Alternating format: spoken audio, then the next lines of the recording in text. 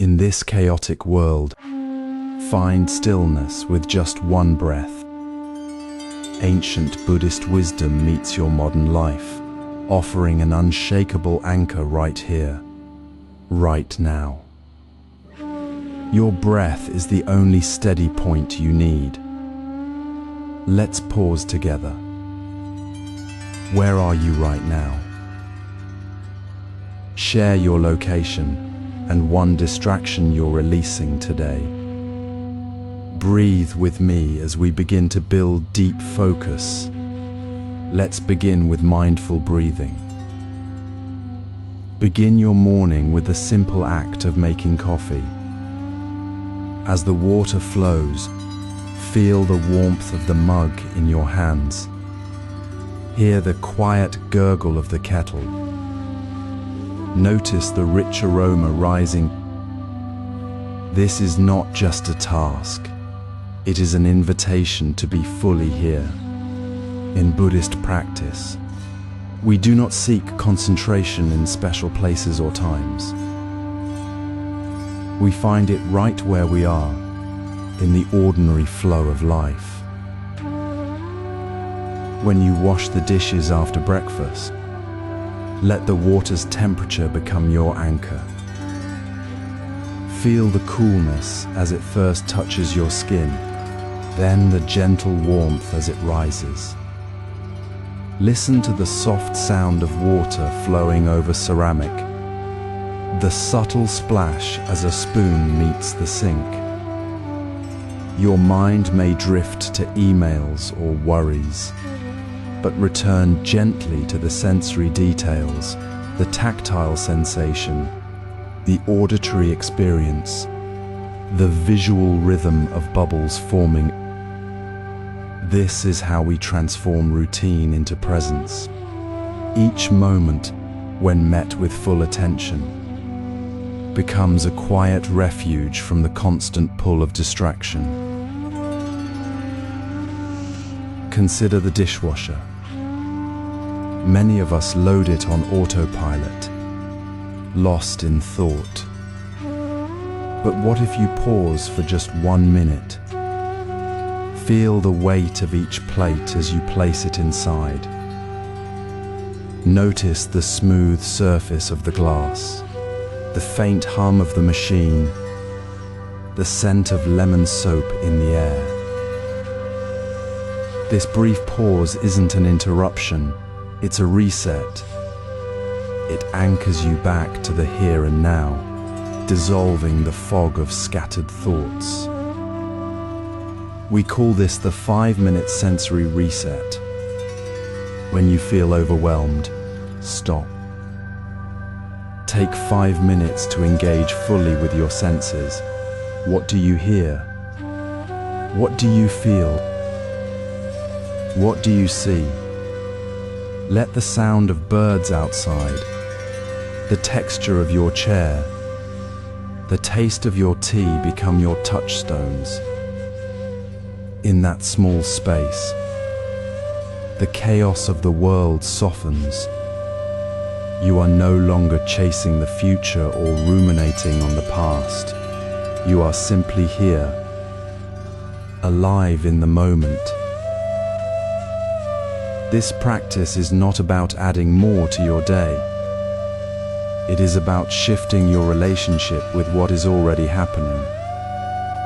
The dishwater, the coffee steam, the hum of the refrigerator. They are not obstacles to your focus. They are the very ground of your concentration. When you wash dishes with full attention, you are not just cleaning, you are cultivating a deep, steady presence. You are training your mind to rest in the simplicity of the present, just as a mountain rests in its stillness. This is mindfulness, not as a technique, but as a way of being. It requires no special tools, no extra time, only the willingness to notice what is already here, right now. So when your mind wanders to the inbox or the pending project, gently return to the sensory world around you. Feel the cool glass of your water bottle. Hear the distant traffic as a steady rhythm, not a stressor. Let these small anchors remind you that peace is not something you must find elsewhere. It is already present in the ordinary. You are not trying to achieve stillness. You're remembering it. Now that you've anchored in daily moments, let the rhythm of your breath become your constant refuge. It is always with you, steady and unwavering, ready to guide you back to the present whenever you need it. As you move through your day, notice how easily your mind drifts into the whirlwind of tasks, notifications, and thoughts. The constant pull of distraction can feel overwhelming, pulling you away from the present moment. But remember, your breath is always available, a steady anchor right here, right now. When the next interruption arrives, the email ping, the colleague's question, the sudden worry, your breath can become your immediate reset button. It's not about stopping everything, but creating a small, sacred pause that allows you to return to yourself before you respond. This is where the simple 4-7-8 breathing technique becomes your practical refuge. Inhale gently through your nose for a count of 4, feeling the cool air fill your lungs. Hold that breath softly for a count of 7, a moment of quiet presence. Then exhale slowly through your mouth for a count of 8, releasing any tension with the breath. This rhythmic cycle, 4, 7, 8, creates a natural pause in the distraction cycle. It interrupts the automatic reaction, giving you space to choose how to engage. You might find yourself taking 3 such breaths before opening a new email, before replying to a message, or even before stepping into a meeting. This isn't just a breathing exercise, it's a mental reset. It's like pressing a gentle pause on the frantic pace of your mind, allowing clarity to settle in. When you return to your work after this brief pause, you're not reacting from scattered energy. You're responding from a place of calm awareness, fully present for what comes next.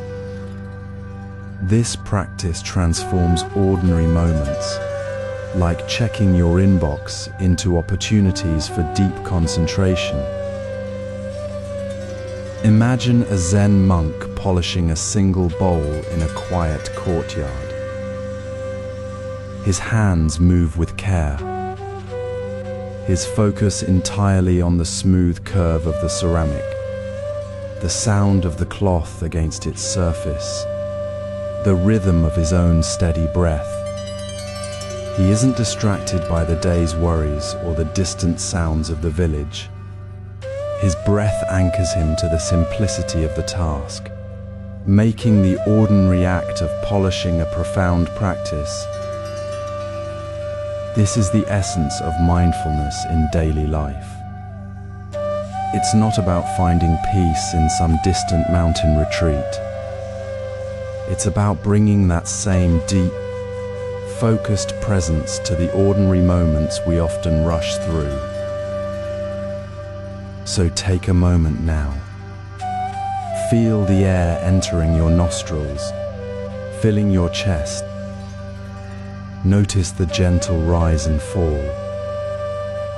As you breathe in, feel the calm gathering. As you breathe out, Release any tightness. This is your refuge. This is your reset. Before you open that next email, before you answer that call, before the next thought pulls you away, pause. Take 3 breaths. 4, 7, 8. Feel the space between the distraction and your response. Notice how the world doesn't end if you pause for a moment. In fact, you may find it becomes clearer, more focused, more truly yours. This simple act of anchoring in your breath is the foundation for sustaining concentration amidst the noise of modern life. It turns the constant stream of digital interruptions into moments of calm, not chaos. With breath as your anchor, we'll now learn to maintain this focus through the very digital noise that seeks to pull us away. Feel the quiet hum of the present moment right now. Notice how your awareness naturally drifts toward tomorrow's tasks or yesterday's conversation. This gentle shift away from the future and past is the very heart of deep concentration. It begins not with grand effort, but with the simple, steady anchor of your immediate sensory world. When the mind pulls you forward or backward, return to what is here, what you can feel, hear, or sense without needing to name it. This is not about forcing focus. It is about allowing your attention to settle into the unchanging reality of the now. Imagine washing dishes in a quiet kitchen. The water is warm against your skin. You feel the smooth curve of the bowl beneath your fingers. You hear the soft, rhythmic sound of water flowing. These are not background details, they are your refuge. In this ordinary moment, your senses become your anchor. You're not thinking about the meeting later or replaying a conversation. You are fully here, feeling the water, hearing the sound, sensing the object. This is the essence of mindfulness as a practice, not a state to achieve. It is simply noticing what is already present, without adding layers of thought. Try this now. As you listen to these words, pause for just a breath. Notice 3 physical sensations you're experiencing right this moment. Perhaps it is the gentle pressure of your feet on the floor beneath you, or the soft coolness of air against your cheek, or the subtle weight of your hands resting in your lap. Name them silently if it helps, but truly feel them. Feel the sensation itself, not the thought about it. If your mind drifts to the email you need to send or a worry about a friend, do not judge yourself. Gently acknowledge the thought as it arises, like a cloud passing through the sky, and return your attention to the sensation you noticed, the warmth on your skin, the sound of your breath, the solidity beneath you. This return is not a failure. It is the very practice, the gentle act of coming home to yourself, again and again. This is not about achieving a perfectly still mind. It is about cultivating a quiet, unwavering presence within the flow of ordinary life. Each time you notice a sensation and gently return, you strengthen your ability to be fully present, not just in quiet moments, but when the demands of work or family feel overwhelming. You build the capacity to meet the complexity of modern life, not with scattered energy, but with a steady, grounded awareness. You begin to see that concentration is not something you must find outside yourself. It is already available in the simple act of feeling the warmth of the sun on your face, the taste of your morning tea, or the sound of your own breath. This deep concentration rooted in sensory awareness transforms the ordinary into the sacred. It turns the mundane task of walking to the mailbox into a practice of full presence. It allows you to respond to a challenging email, not from a place of reactivity, but from the calm center you've nurtured. The mind wanders, and that is natural. Your practice is simply to notice where it has gone and guide it back, with kindness, to the anchor of your immediate experience.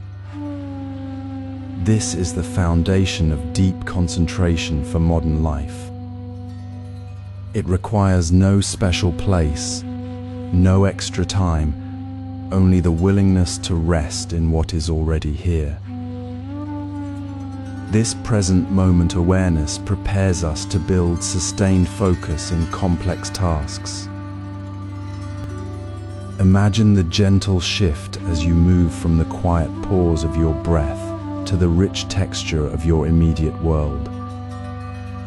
This is where deep concentration begins, not in some distant retreat, but right here, in the ordinary flow of your day.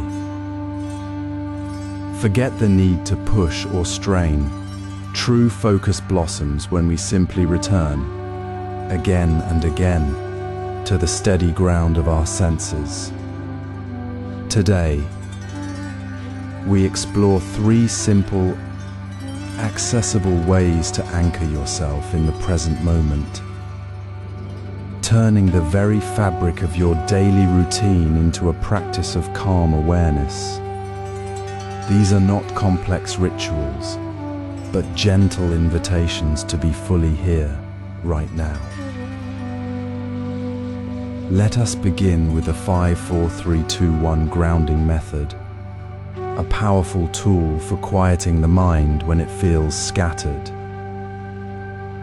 When you notice your thoughts drifting or your body feeling unsettled, pause gently.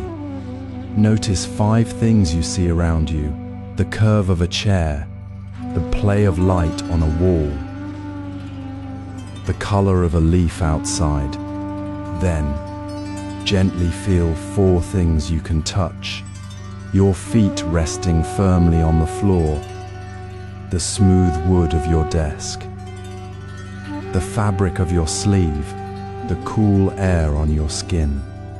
Next, listen for 3 sounds: the distant hum of a refrigerator, the rustle of a leaf, your own soft breath.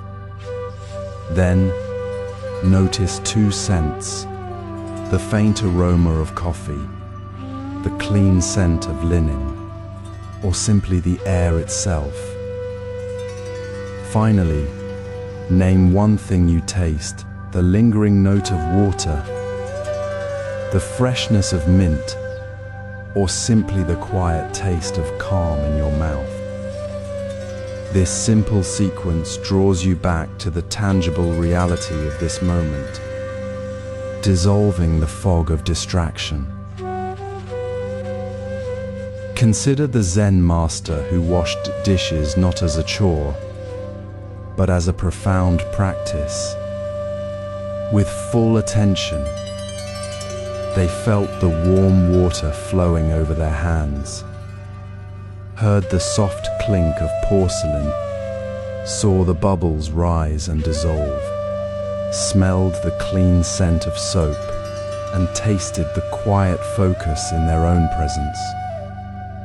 The act of washing became a meditation, not because it was special, but because they were fully present within it. Your own moment of washing hands, sipping tea, or walking to the mailbox holds this same potential.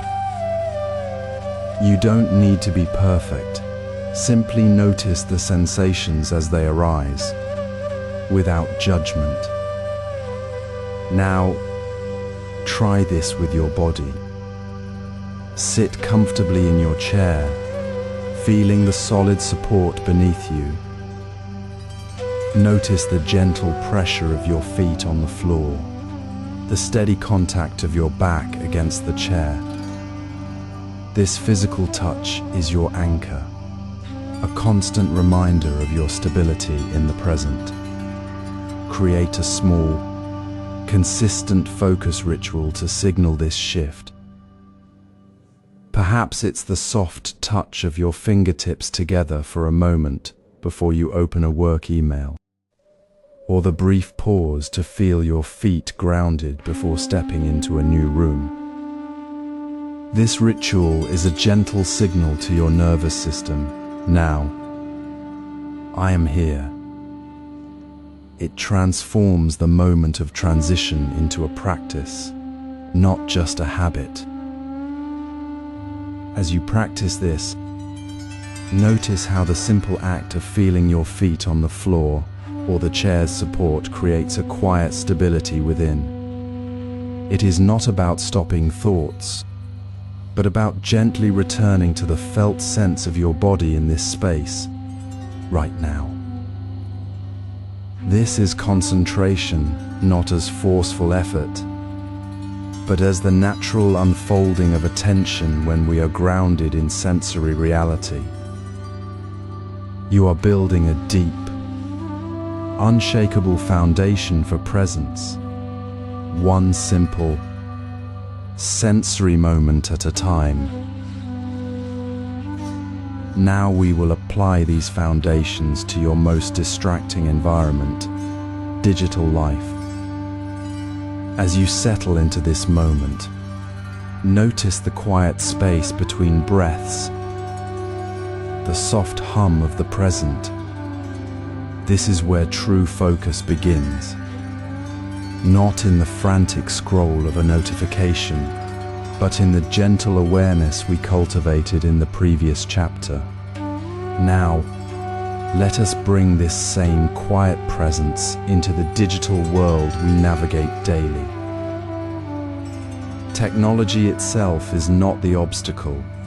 It is the unexamined habit of reaching for it that steals our attention. The path to mindful tech use begins not with deprivation, but with a simple question before opening any app. What do I truly need from this? Is it connection, information, distraction, or simply the habit of checking? Pause. Feel the urge. Then ask, gently, what serves your presence right now? This intention check is not a judgment, but a doorway back to yourself. It transforms a reflexive tap into a conscious choice. Imagine a monk preparing tea in a simple, sunlit room. He does not reach for the teapot automatically. Instead, he pauses, feeling the cool stone of the table, hearing the distant bird's song. He asks himself, why do I make tea now? Is it to warm his hands? Share a moment with a friend? Or simply to fill time? Only when the answer is clear does he move. He pours water with full attention, the steam rising in a quiet ritual. His focus is not forced, it is naturally present because he chose to be there. This is the essence of mindful tech use. It is not about never using your phone, but about making every interaction with it a conscious act. Like the monk's tea, it means creating physical sanctuaries in your home where technology cannot intrude. Designate your dining table, your bedroom, or even your morning coffee spot as a tech-free zone. Place your phone in another room when you eat. Sit with your meal. Feel the taste. Hear the conversation. Let the silence speak. This is not about isolation. It is about reclaiming the sacred space of ordinary moments for your full presence. Now, bring this awareness to your own digital life. Today, take one small, intentional step. Open your phone. Look at your apps.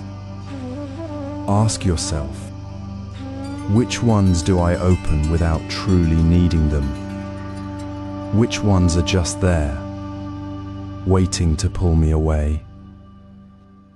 Find one non-essential app, the one that triggers the most mindless scrolling, the one that feels like a weight. Delete it. Feel the lightness. This is not a punishment. It is a gentle release. A letting go of digital clutter that has been subtly draining your focus. It is the first step in honoring your attention as a precious resource. You are not losing connection. You are creating space for deeper connection to yourself, to the person beside you, to the work that truly matters. This simple act of deletion is a practice in mindful intention, a small but powerful declaration that your focus belongs to you. With these boundaries established, these intentional choices made, we now move to the heart of deep work. We will build focus not by fighting distraction, but by weaving presence into the very fabric of our daily tasks. The calm you feel when you pause before opening an app, the quiet space you reclaim at your dining table, these are the foundations upon which true concentration blossoms. They prepare you to meet your work with the same unwavering, gentle attention that the monk brought to his tea. Now, let us carry this quiet confidence into the next step. Now that you've cultivated the intention to use technology as a conscious choice rather than a reflex, we move deeper into the practice of protecting your focus. This is not about rejecting the digital world, but about creating sacred space within it. Imagine a monk preparing tea in a quiet garden. He sets aside his bowl, places his hands gently on the table, and begins the ritual not with distraction but with presence. This simple act of setting boundaries creates the space for the tea to truly be tasted, for the moment to unfold without interference. In our digital lives, we too must create such intentional space. It begins with setting clear focus hours, perhaps the first 2 hours after waking or during your most creative afternoon, and turning off all non-essential notifications. During these hours, your phone becomes a silent companion, not a demanding guest. This isn't deprivation. It's the gentle art of reclaiming your attention, allowing your mind to settle like still water after a rainstorm. Notice how the constant ping of messages fades, replaced by a quiet hum of your own thoughts. Then, when the urge to check your phone arises, apply the 2-minute rule. Pause for 2 minutes before reaching for it. In those moments, observe the impulse. Where does it come from? Is it genuine need or the habit of seeking distraction? Often, the urge passes, and you find yourself already present in your work or conversation. This small pause becomes a powerful anchor, training your mind to move from reflex to awareness. Finally, design your phone habits to support your presence, not pull you away. Move social media apps to a folder you rarely open. Set your screen to grayscale so it feels less stimulating. Place your phone face down on your desk instead of beside you. These small, deliberate choices weave mindfulness into the fabric of your daily interaction with technology. They transform the device from a source of scattered energy into a tool you use with clarity. When you move your phone to a drawer before a meeting, when you silence it for a walk, you are practicing the same mindful awareness as the monk who sets his bowl aside. Your hands will find their natural rhythm.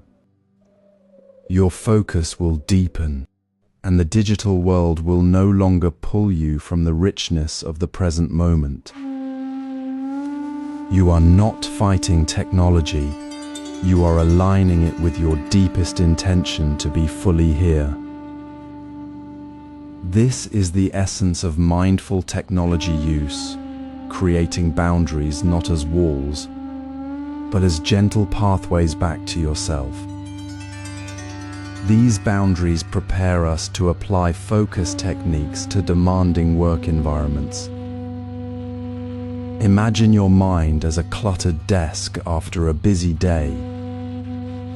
Papers pile up, notifications buzz, and thoughts swirl like dust in a sunbeam. This mental clutter isn't just distracting, it steals the quiet space needed for true presence. Today, we practice releasing that accumulation gently, not by fighting it, but by honoring it with a simple, daily ritual. This is the heart of the mental inbox practice. Before you begin your most important work, take a moment. Reach for a small notebook or a single sheet of paper. Write down every distraction that pulls at your attention, the email you need to answer, the call you should make, the worry about tomorrow. Don't judge it. Don't try to solve it.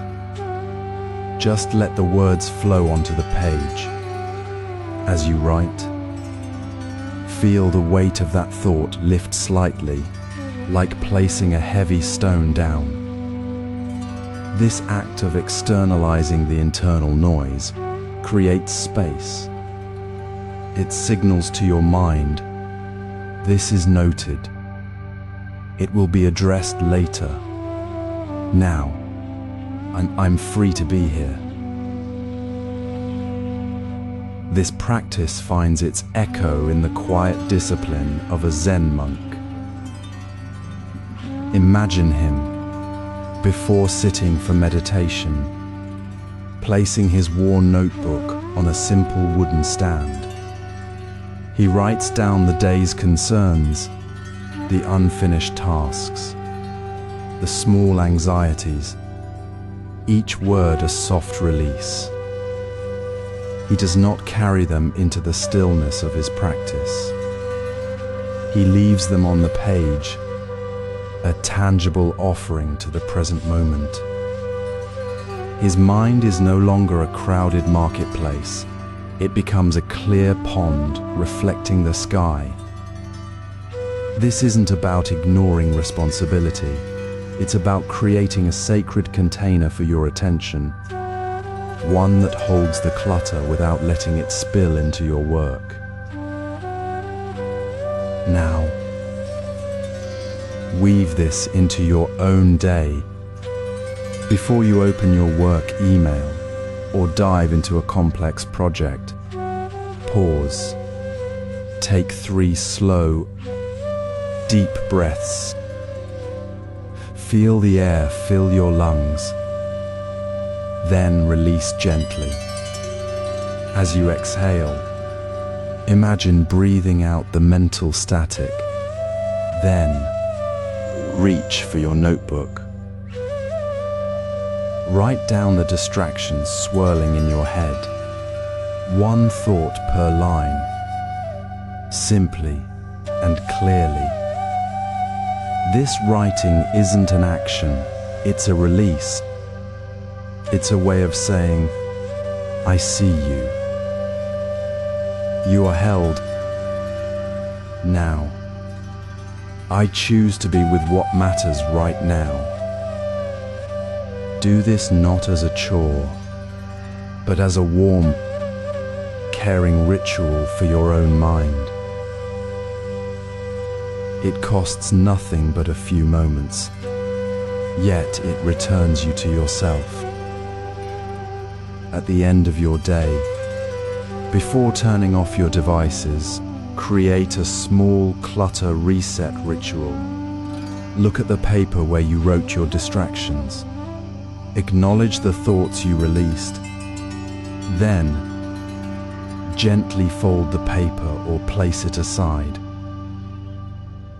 This simple gesture closes the loop, signaling to your nervous system that the mental load is released for the day. It's a quiet farewell to the chaos, making room for restful sleep and a fresh start. This daily release is the foundation that transforms your focus. It moves you beyond simply avoiding distractions to actively cultivating the deep, resilient concentration needed for meaningful work. It's the gentle shift from a mind constantly pulled in many directions to a mind that, with practice, finds its natural center. Now will transform work focus from avoidance to deep engagement. In the midst of constant connection, our attention often feels scattered like leaves in a breeze. Yet true presence isn't about adding more to our day, but about creating space where focus can naturally settle. This is the heart of our practice, designing intentional tech-free zones within the ordinary flow of your life. These are not spaces of deprivation, but invitations to return to yourself. Imagine your dining table, no longer a place for scrolling, but a sacred ground for sharing and being fully present.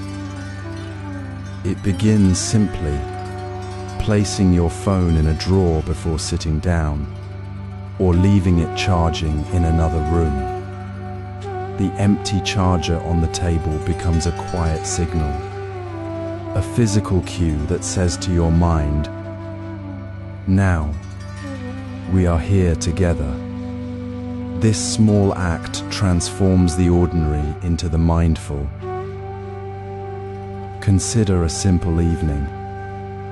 You place your phone in the drawer before dinner.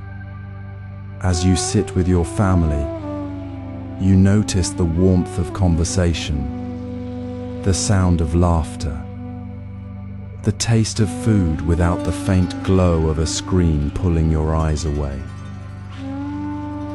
You feel the weight of your fork, the texture of the napkin, the unspoken connection in shared silence. This is not about rejecting technology, but about honoring the space where life unfolds without interruption. The same intention applies before sleep. 10 minutes before bed, You might put your phone away, perhaps placing it in a drawer or on a shelf. In that quiet space, you might read a physical book, write in a journal, or simply sit with your breath. You let the day's digital noise fade, allowing your mind to soften into rest. This digital sunset isn't just a habit, it's a gentle release, preparing your inner landscape for peace. You might begin by choosing one small zone that already feels important to you. Perhaps it's the table where you eat breakfast, or the chair where you sit to read. Start with just one meal, 1 hour. Place your phone out of sight. Notice what happens when you don't glance at it. Do you find yourself listening more deeply to the person beside you? Do you feel a subtle shift in your shoulders? A release of tension you didn't realize was there? This is the practice, observing without judgment, simply noticing how your presence changes when technology steps aside. It's not about perfection, it's about returning again and again to the choice to be here now. The empty charger, the quiet moment before bed. These are your anchors in a world that pulls you in many directions.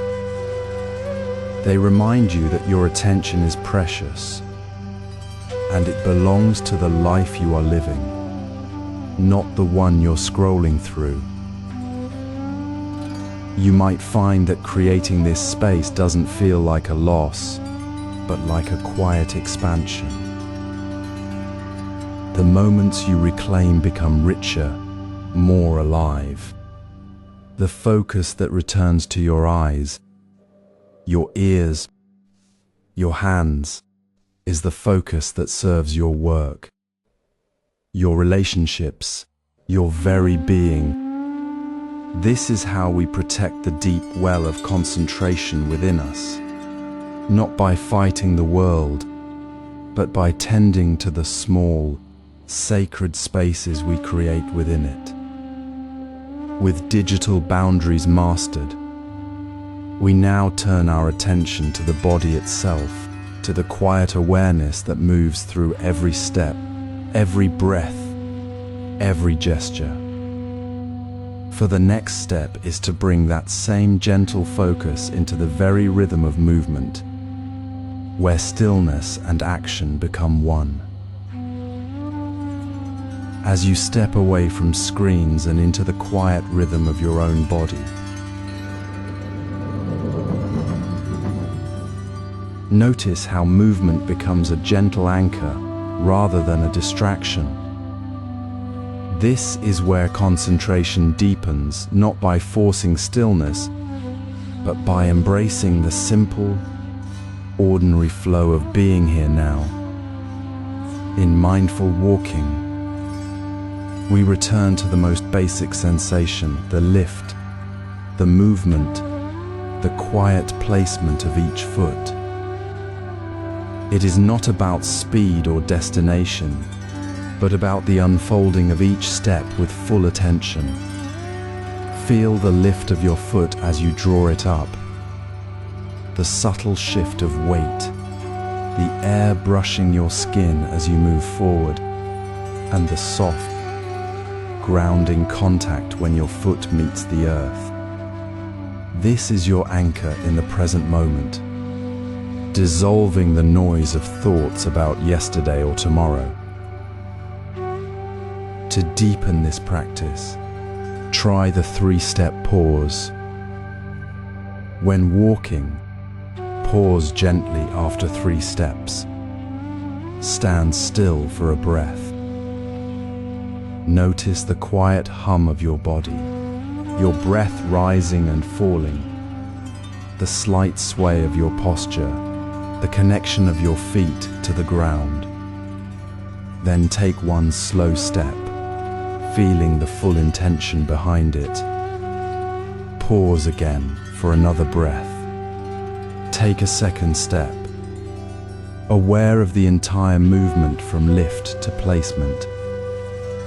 This pause isn't a stop, it's a gentle reconnection, a way to gently pull yourself back when the mind has wandered into planning or worrying.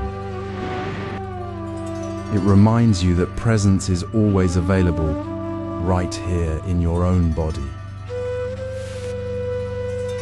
Now, turn a simple 5-minute walk into your concentration practice. Choose a short route you already take, perhaps to the coffee machine, to the mailbox, or around the garden path.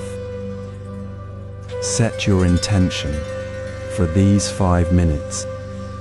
Let your attention rest entirely in the physical sensation of walking.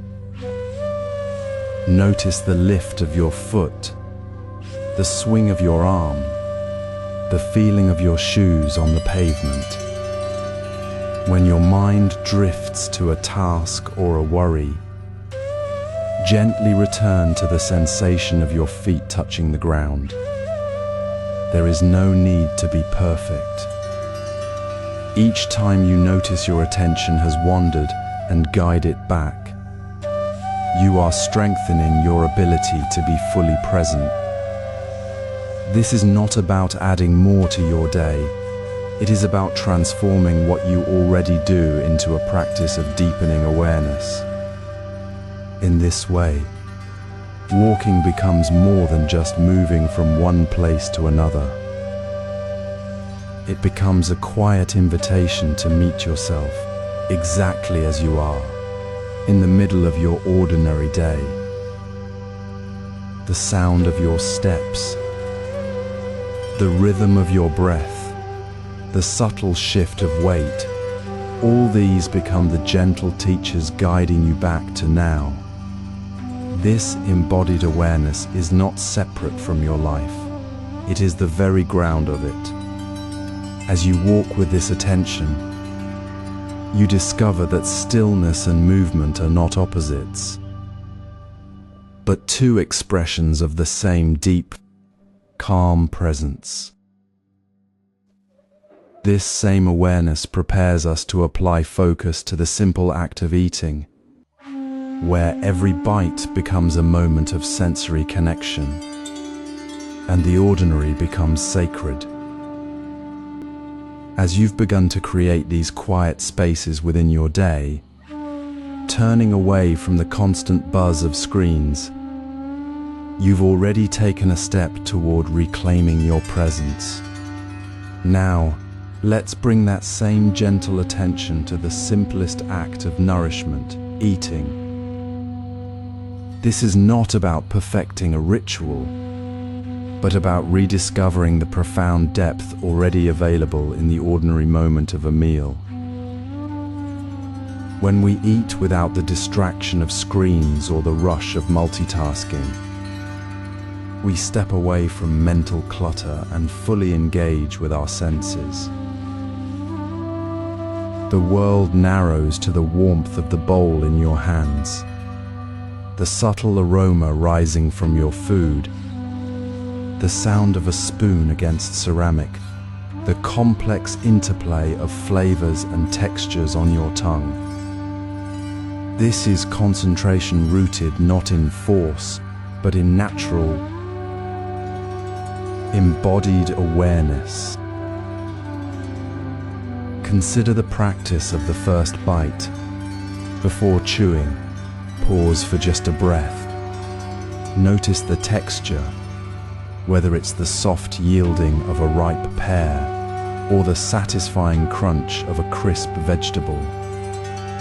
Feel the temperature, the gentle warmth or coolness against your palate. Then, as you take that first small bite, let the taste unfold slowly. Notice the sweetness, the earthiness, the slight saltiness, the way it changes as you chew. This simple act of noticing without judgment or the need to analyze, anchors you completely in the present. It dissolves the fog of scattered thoughts about yesterday's meeting or tomorrow's deadline.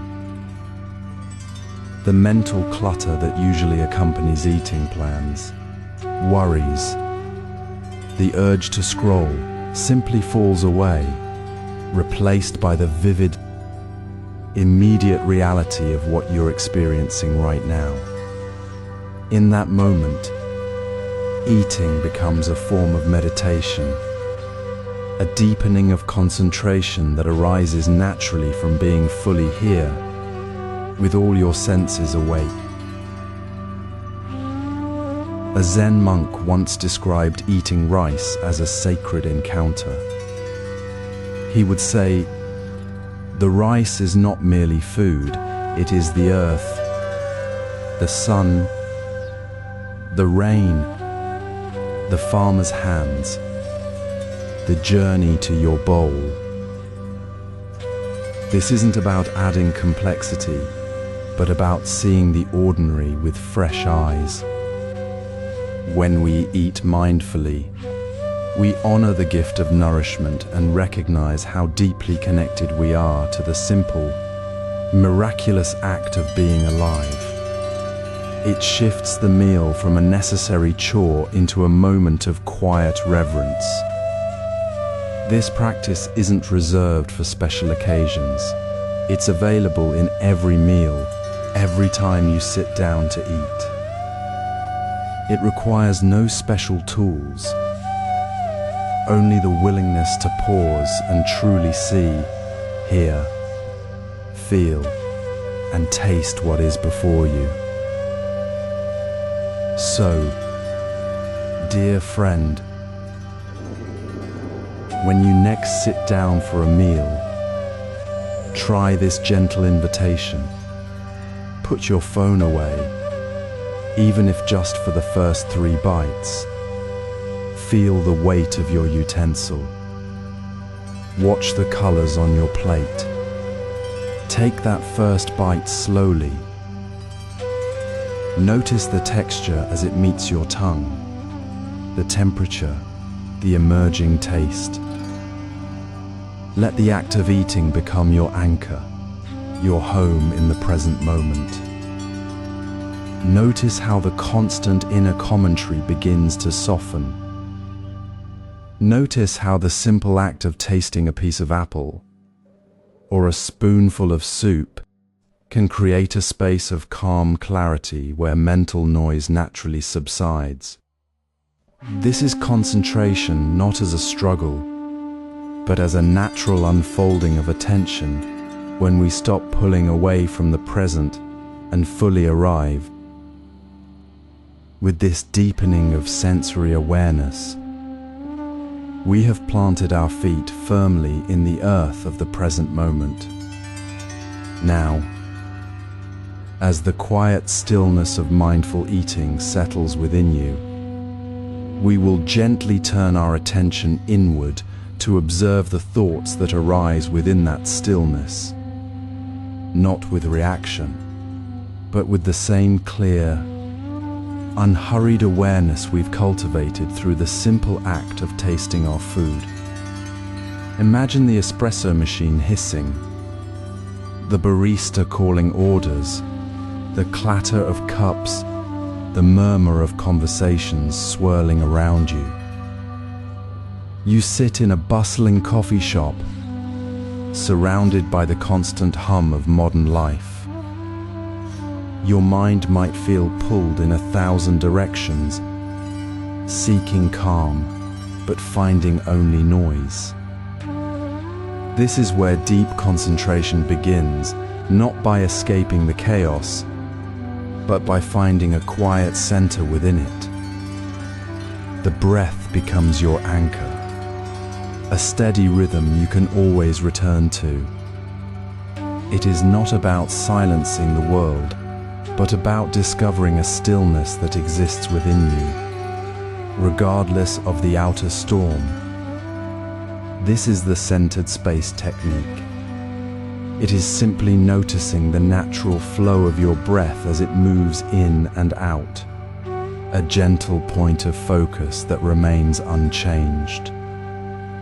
The noise outside, the espresso hiss, the barista's call, the clatter of cups continues, but your attention rests in the calm pulse of your own breathing. You don't fight the chaos, you observe it from a place of quiet stability. You're not trying to make the noise stop. You are learning to stand within it, untouched by its current.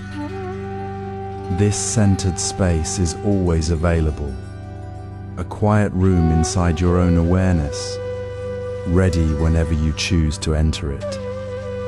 It is not something you build, it is simply noticed, like seeing the still water beneath the rushing stream. Now, try it with me. Sit comfortably in your chair. Close your eyes if it feels right, or soften your gaze.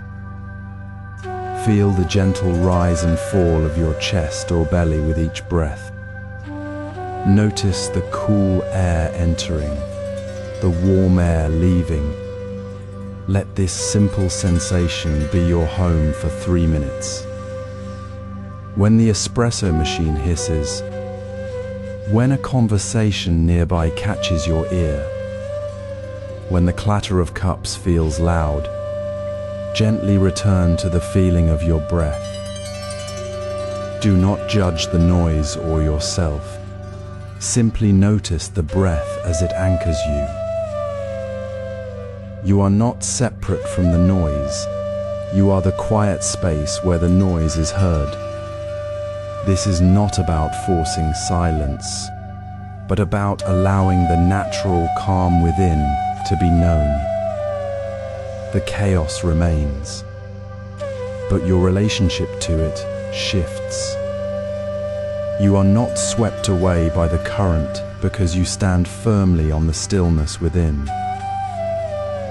This stillness is not passive, it is an active, clear awareness that holds the space for everything else to be seen as it is. You observe the noise, the movement, the thoughts, without needing to chase or push them away. You simply are present, centered. After 3 minutes, slowly open your eyes. Notice how the world hasn't changed, yet you have. The coffee shop is still busy, but the frantic edge has softened. You are no longer fighting the noise, you are the calm where it flows. This stillness allows us to observe thoughts without getting swept away. In the quiet space between tasks, when the mind feels scattered like leaves in a sudden wind, your body offers an anchor you already possess. It is not a place to escape to, but a home you can return to, moment by moment. This is the essence of the body scan, a gentle, systematic inquiry into the living landscape of your physical presence. No need to fix anything, no pressure to feel calm. Simply notice, feel the weight of your feet on the floor, the subtle rise and fall of your chest, the softness of your hands resting in your lap. Notice sensations as they arise: warmth, coolness, tingling, a faint ache, without naming them good or bad. This is not about achieving stillness, but about discovering stillness already present beneath the surface of sensation. A monk once shared how during a long meditation, he noticed a persistent tightness in his left hip. Instead of resisting it or becoming frustrated, He simply observed it as a sensation, like a cloud passing through the sky. In that simple noticing, the tightness began to soften, not because he forced it, but because he stopped fighting what was already there. This is the gateway, releasing tension through non-judgmental awareness, not through effort. The tension dissolves not because you push it away, but because you stop adding the weight of resistance. This is how the body becomes a wellspring of clarity. When we release the physical knots we carry, often unnoticed, mental clutter begins to clear. It is not about emptying the mind, but about making space for what matters. For modern life, this means taking a simple, powerful pause before diving into demanding work. Try this. Sit comfortably, close your eyes gently, and take 3 slow breaths. Now, begin at your toes. Notice any sensation there: pressure, warmth, lightness. Move slowly upward through your feet, ankles, calves, knees, legs. Bring the same gentle curiosity to each area, without judgment. If tension is present, simply acknowledge it. There is tightness here. Then, with your next breath, allow it to soften just a little, not by forcing relaxation, but by releasing the need to change it. Move through your hips, your lower back, your abdomen, your chest. Notice the space between your shoulder blades, the ease in your neck. Continue upward to your arms, hands, fingers, then to your jaw, your face, your scalp. Spend about 5 minutes. This is your body reset. It is not a luxury. It is the foundation for deep work. In this short time, you are not chasing focus. You are returning to the natural state of your body's quiet presence.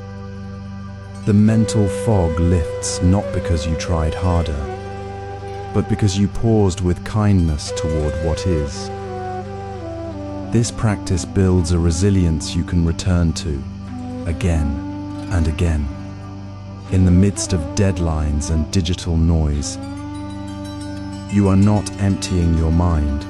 You are clearing the path within your body for clarity to emerge. The stillness you seek is not found outside this moment, but right here, in the quiet awareness of your own physical being. Now, with this deepened presence, this clarity already present within your body, we will turn our gentle attention inward to observe the natural flow of thought patterns, without judgment, just as we observed the sensations of the body. Now, as we settle into this deepened presence, cultivated through the body scan and the quiet anchor of the breath, we gently turn our attention inward to the landscape of the mind. Notice how thoughts arise like ripples on a still pond, not as commands or facts demanding our attention, but simply as passing clouds in the vast sky of awareness. This is the heart of thought awareness, observing without the immediate pull to agree, disagree, or chase. When a thought about work, a worry, or a memory surfaces, resist the urge to react. Instead, softly name it. See it as planning, worry, remembering, or judging. This simple act of labeling creates a gentle space between you and the thought. You are not the thought. You are the awareness observing it.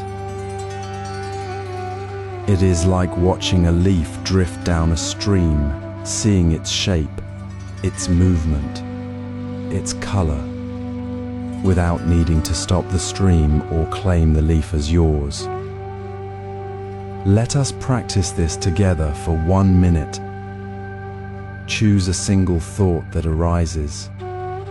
Perhaps a fleeting worry about an email or a planning detail for tomorrow. Place your full, gentle attention on it. Notice its texture. Does it feel sharp or fuzzy? See its color in your mind's eye. Feel where it lands in your body. Does it tighten your shoulders or light your chest? Simply observe its presence, its beginning, its movement, and its gradual fading, all within 60 seconds. Do not try to stop it. Do not follow it. Do not judge it as good or bad. Just be the quiet witness. When the thought shifts or dissolves, as it inevitably will, let your attention return softly to the anchor of your breath or the feeling of your body in the present moment. This is not about emptying the mind, but about changing your relationship to the thoughts within it. You are learning to see thoughts for what they truly are, temporary phenomena, not truths to be believed or battles to be won. This practice of non-judgmental observation is profoundly liberating. It dissolves the tension we create when we react to every passing thought, whether with anxiety or with a desperate attempt to control it. Each time you gently label a thought and watch it pass, you strengthen the muscle of freedom. You realize you are not trapped by your mental activity. You are the calm space within which all activity occurs. This freedom is not found in stopping thoughts, but in releasing the struggle to stop them. It is the quiet confidence that arises when you understand thoughts are simply mental weather, not the landscape of your being. This simple act of watching thoughts without reaction is the foundation for true concentration in our modern world. It prepares us to let go of the exhausting habit of constant multitasking, where we try to be everywhere at once, divided and scattered. When we no longer react to the internal noise, we can truly be present for the single task, the single breath, the single moment. We begin to see that concentration is not about forcing the mind to be still, but about recognizing the stillness that is already there, beneath the surface of thought. This non-judgmental stance is the key that unlocks the deep, sustainable focus we need to navigate life with clarity and ease. Not by seeking silence, but by finding calm within the very flow of thought itself. Imagine the quiet moment when your mind drifts from the task at hand. Perhaps you're trying to read, but suddenly you're replaying a conversation or planning tomorrow's errands. In the past, you might have felt a pang of frustration, a sharp inner voice saying, "You're distracted again. You should be focused." This self-criticism only tightens the knot of distraction. Today, we gently reframe that experience. Instead of labeling it distraction, see it simply as the mind naturally wandering, like a bird taking flight. There is no failure in this wandering. It is merely the mind's usual movement. When that critical thought arises, "I'm not doing this right," pause. Take one slow breath in through the nose, out through the mouth. Feel the breath anchor you in this moment, not to push the thought away, but to soften the edge of judgment. This small pause is your freedom. Consider the ancient tea ceremony. A master prepares matcha, not with frantic energy, but with deep presence. If a thought about a deadline arises, they don't scold themselves. They notice the thought, perhaps with a quiet, "Ah, there it is," and return to the precise movement of whisking the tea, the warmth of the bowl in their hands. The thought is acknowledged, not erased, and the practice continues without friction. The master isn't fighting the mind. They are cultivating a spacious awareness where thoughts come and go like clouds across the sky, without clouding the clear sky of attention itself. This is the essence of non-judgmental awareness. Now, bring this to your own moment.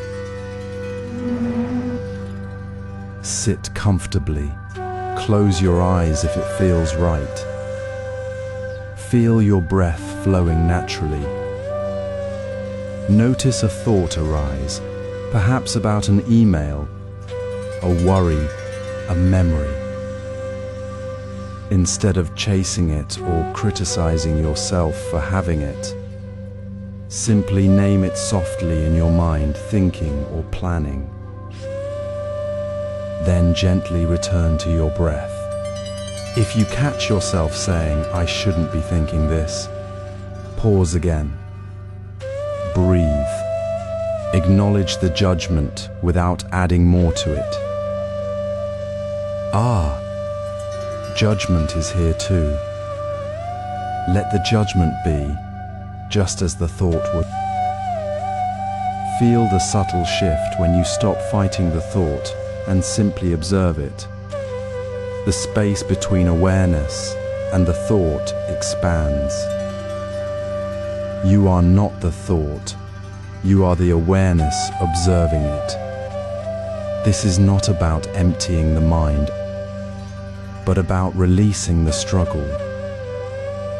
You discover a calm confidence. Thoughts are temporary visitors, not the truth of your being. This is how you sustain concentration, not by force, but by allowing the mind to be as it is, without the exhausting effort of constant correction. This deepening of non-judgmental awareness, this freedom from the inner critic that pulls us away from the present, is the quiet foundation we need. It is the very ground from which we can now intentionally release the habit of multitasking. With this clear space, we can choose one thing, fully, without the constant pull of the next. We all know the restless pull of the modern mind. It flits from email to message to notification, convinced that juggling many tasks means being productive. Yet this constant switching, this habit of multitasking, is not strength, but a subtle fragmentation of our attention. It leaves us feeling scattered, never fully present for anything. The wisdom here is simple yet profound. True focus begins not by adding more to our plate, but by choosing one thing and staying with it completely. This is the single task challenge we practice today. It means taking one important work item, perhaps a single email or a paragraph of writing, and committing to it entirely for a set period. We let go of the internal pressure to check another window, to respond to a ping, to think about what comes next. Why does this matter? Because the human brain does not truly multitask. It rapidly switches between tasks, but each switch costs mental energy, creates small errors, and fragments our awareness. We feel the strain as a low-grade anxiety, a sense of never quite arriving. This is the opposite of concentration. It is distraction wearing a mask of busyness. Instead, we learn to schedule focus blocks. Imagine setting aside a clear hour each morning, turning off all non-essential notifications, and dedicating that time solely to one significant task. It is not about working longer hours, but about working with deeper presence during those hours. During this block, thoughts about other tasks may arise, like a passing cloud. The key is not to chase them or judge yourself for having them, but to gently notice them without reaction. As we learned in the previous chapter, then, with calm awareness, we return to the single task at hand. We might find ourselves reaching for the phone to check a message. We pause, feel the impulse rise, and choose to leave it untouched. We return to the words on the screen, the lines on the page, the rhythm of the work itself. This simple act of returning, again and again, builds a new neural pathway. It is not about forcing the mind to be still, but about cultivating a gentle, persistent return to the present moment of the task. It is the practice of being fully here for this one thing right now. This is how we let go of the old habit of fragmentation. It requires no grand effort, only the quiet courage to choose one thing and stay with it. We schedule our focus blocks just as we schedule meetings, recognizing that this deep engagement is not a luxury, but the very foundation of clear thinking and meaningful work. In this practice, we discover that our attention is not a scarce resource to be divided, but a wellspring of energy that flows more deeply when we direct it fully. The mental chatter about other tasks does not vanish, but its power to pull us away diminishes. We find ourselves working with greater ease, clarity, and a quiet confidence that comes from being fully present for what matters. This focused approach leads us to deeper work through presence. In the midst of modern life's constant demands, it's easy to feel overwhelmed when the mind drifts from the task at hand. We might see a notification and feel a jolt of frustration, or find ourselves lost in worry about a future meeting while trying to write an email. This common reaction, labeling the distraction as failure, as something to push away, only tightens the knot of stress. But Buddhist teaching offers a different perspective. Distraction is not a flaw in you, it is simply a natural pattern of the mind, like waves rising on a still lake. It happens because the mind is designed to notice change, to seek novelty. Recognizing this shifts the entire relationship we have with our thoughts. Imagine a Zen practitioner preparing tea in a quiet garden. As they pour water over the leaves, a bird calls loudly from a nearby tree. In the ordinary mind, this might trigger a thought like, "I'm distracted now. I should be focusing." But in mindful awareness, the practitioner simply notices the sound without judgment. They see the bird's call as a natural occurrence, not an enemy to defeat. They gently return their attention to the movement of the water, the scent of the leaves, without the inner critic saying, "You failed." This is non-judgmental observation. It doesn't suppress the distraction, it allows it to be seen clearly as it arises, then lets it pass like a cloud in the sky, without clinging or rejecting. This is where the simple practice of the distraction map becomes powerful. It's not about analyzing or fixing the distraction, but gently mapping it. For a few days, whenever you notice your mind drifting, whether to a work email, a social media thought, or a worry, pause for just a moment. Note the trigger, the sound of a phone, the sight of a colleague walking by, the feeling of boredom. Then note the distraction itself, thinking about the meeting, worrying about the deadline. Do this without adding, "This is bad," or "I should stop." Just name the trigger and the thought as you observe them. This map reveals the patterns. You notice the phone buzz triggers a mental check-in, or the feeling of being overwhelmed pulls you toward distraction. The map is a tool for seeing the natural rhythm of your mind, not a list of faults.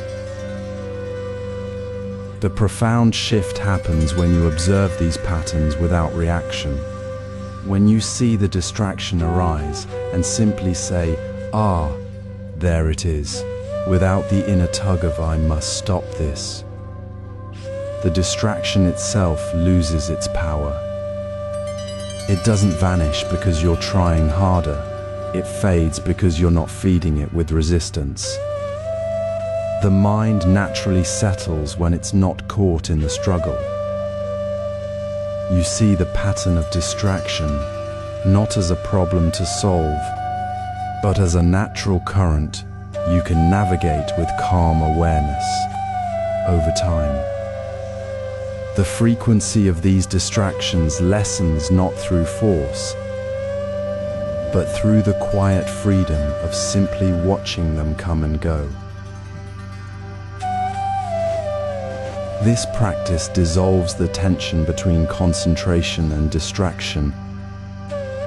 You aren't fighting the mind's natural activity, you're cultivating a spacious awareness where focus can naturally deepen. It's not about emptying the mind, but about resting in the clarity of noticing without being swept away. The mind's tendency to wander remains, but the reaction to it, the inner criticism, the frantic effort to control, softens, and in that softening, true concentration finds its roots. Now we'll apply this understanding to your work environment for sustained focus. When we practice observing distractions without judgment, as we did in the previous chapter, we begin to see them not as enemies, but as natural currents in the mind stream. This gentle awareness is the foundation for moving beyond mere avoidance of distraction. It allows us to step into work focus not through force, but through a quiet, intentional choice. Imagine preparing for a focused work block, not as a battle against interruptions, but as a simple, respectful ritual that signals your presence to yourself and to others. This is the essence of the focus ritual. It might be as simple as placing your phone face down, lighting a single candle, or taking 3 slow breaths before beginning. The ritual itself is not the goal, but the doorway to a deeper state of attention. It tells your mind and those around you that this time is for undivided presence. Consider a tea master preparing matcha. Before the first whisk, they gather their tools, center themselves, and enter a silent space. During this moment, they are fully present with the water, the whisk, the leaves. No thought of the next customer, no worry about the clock. Their boundary is clear and gentle. The space is for the tea, for this single moment. When a colleague approaches during this time, the master might say softly, "I'm completing this preparation now. I'll be available at 10:30. This isn't shutting people out. It's honoring the sacred space of focus. It's a boundary set not with resistance, but with care. In our work, we can adopt similar phrases. Instead of saying, "I'm busy," try, "I'm in deep work until 10:30. I'll respond right away after."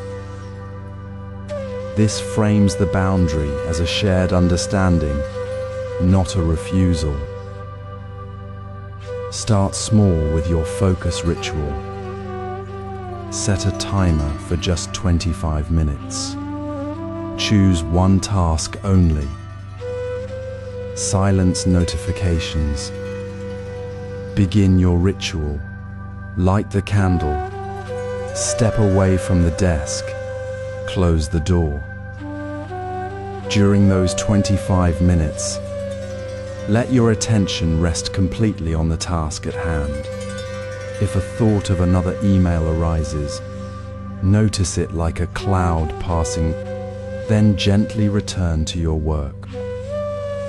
This is the practice, not to stop thoughts, but to return again and again to the present action. The 25-minute block is a practical anchor. It's short enough to feel manageable, long enough to build the muscle of sustained attention. You'll find that after a few sessions, the mind naturally settles into the rhythm of focus, rather than constantly seeking the next distraction. Reflect on this. When we set these small, clear boundaries and honor our focus time with ritual, we prevent the slow burn of constant partial attention. We stop scattering our energy across 100 tasks and instead gather it like water into a single, clear pool. This isn't about working longer hours. It's about working with deeper presence, which naturally reduces mental fatigue. You'll notice less frustration, less rework, and a quiet sense of accomplishment that comes from true engagement. The work itself becomes the practice, not just a means to an end. Building on this quiet awareness, we now step deeper into the practice of work focus. This is where the foundation we've laid. Observing distraction without judgment, setting gentle boundaries, honoring the present moment begins to transform how we engage with our entire day. It's the path to creating work that is not just productive, but profoundly present. This work focus is the bridge to deeper work through presence. Imagine your fingers moving across the keyboard, not as a chore but as a gentle rhythm, each tap a soft click connecting you to the present moment. This simple act of noticing the physical sensation of typing is the doorway to deep work. Not through force, but through quiet sensory engagement. When we anchor our attention in the immediate, tangible experience of our task, like the weight of the pen, the sound of the keys, the flow of words, we naturally move beyond the mental chatter that pulls us away. This is presence in action, transforming the ordinary into a practice of focus without strain. Consider a complex project requiring deep thought.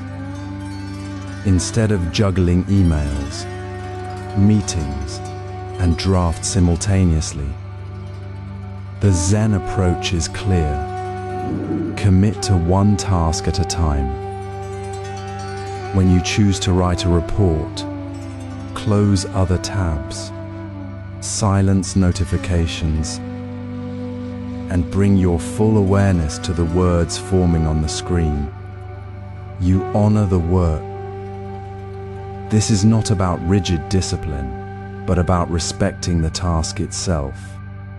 You notice the temptation to jump to another thought, and instead of fighting it, you gently return to the rhythm of your typing, the flow of your ideas. This single-pointed attention isn't exhausting, it's restorative. It reduces the mental fatigue that comes from constant shifting because your mind isn't fighting to hold multiple things at once. It's simply being here, fully, with the work before you. Think of a Zen gardener raking a patch of sand. Their movements are slow, deliberate, each stroke creating a pattern with intention. They are not thinking about the next step or worrying about the garden's overall shape. They are entirely with the sound of the rake, the feel of the sand, the shape emerging under their hands. This is not passive, it is deep. Active presence. The garden becomes a meditation, and the gardener's mind remains calm and clear, not frayed by the pressure of the whole landscape. Similarly, when we engage deeply with a single work task, we are not just getting it done, we are cultivating a calm center within the activity itself. The mental fatigue fades because we are not draining energy on divided attention. We are flowing with the task. Now, try this simple practice right now. As you read this, notice the sensation of your breath for just one full cycle. Then, bring that same gentle awareness to your current work. Notice the feel of your hands on the keyboard or the pen, the sound of your voice if you're speaking, the light on your screen. When your mind wanders to an email or a worry, don't scold yourself. Simply observe the thought like a cloud passing, and return to the physical sensation of your task. This is not about achieving perfect focus. It's about returning again and again, with kindness, to the present moment of your work. In that return, you find not just productivity, but a quiet ease. This deep presence through sensory engagement and single-task commitment is the foundation for work that feels effortless, not draining. It meets the demands of modern life without adding the burden of constant mental effort. You're not fighting distraction, you are flowing with your work, naturally and with clarity. With work focus established in this way, we will now explore how to simplify routines for even greater clarity, creating space for this deep work to flourish without effort. Imagine the quiet space between breaths where your mind settles. You've already cultivated calm presence through gentle focus rituals and sensory engagement with single tasks. Now, let us explore how simplicity in your daily routines becomes the quiet foundation for deeper concentration at work. Modern life bombards us with endless choices, dozens of breakfast options, multiple notification alerts, competing priorities. Each choice, however small, plants a seed of mental clutter that subtly drains our energy. True focus flourishes not in complexity, but in the spaciousness of less. Simplicity means reducing choices to minimize that inner noise. Consider meal prep. Instead of scrolling through recipes or debating ingredients, choose one simple meal each evening and prepare it with care. Your hands know the way. Chop vegetables, season simply, serve quietly. This isn't about deprivation. It's about honoring your energy by removing unnecessary friction. Similarly, apply the one essential item rule to your workday. When facing your inbox, ask, what is the one essential email that moves my work forward today? When beginning a project, focus on just one key action. Let other tasks wait. This isn't rigidity. It's a gentle, respectful boundary that protects your mental space. To see this in practice, think of a tea ceremony. A master doesn't arrange 10 bowls or 3 types of whisk. They choose one bowl, one whisk, one precise motion. The simplicity of the tools creates space for the mind to rest fully in the present. The master's attention isn't strained, it's naturally flowing, like water finding its path. This is the same space we cultivate in our modern work. When you eliminate the noise of endless options, whether in your morning routine or your afternoon task list, you create room for concentration to breathe. Mental clutter fades, and the work itself becomes the focus, not the struggle to choose. Reflect gently on your own day. Where do you feel the weight of too many choices? Perhaps it's the moment you open your laptop and see 30 unread emails. Instead, pause and ask, what is the one essential item I must complete now? Let that be your anchor. When you commit to this simplicity, you'll notice a softening in your shoulders, a quieting in your thoughts. The task doesn't feel heavier, it simply becomes clear. This isn't about doing less, it's about doing what truly matters with full presence. The space created by simplicity is not empty, it's filled with the quiet hum of focused energy, a restorative clarity that deepens with practice. You may wonder if this feels too simple for complex work. But true simplicity is profound. It asks you to trust the process, to let go of the illusion that more options mean better results. In the stillness of one choice, one task, you discover the ease of deep work. This simplicity prepares us to embrace impermanence in focus.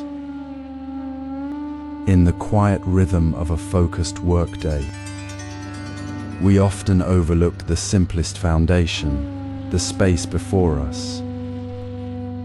A cluttered desk is not merely a mess, it is a silent distraction, a constant whisper of unfinished tasks and forgotten notes that pulls our mind away from the present moment.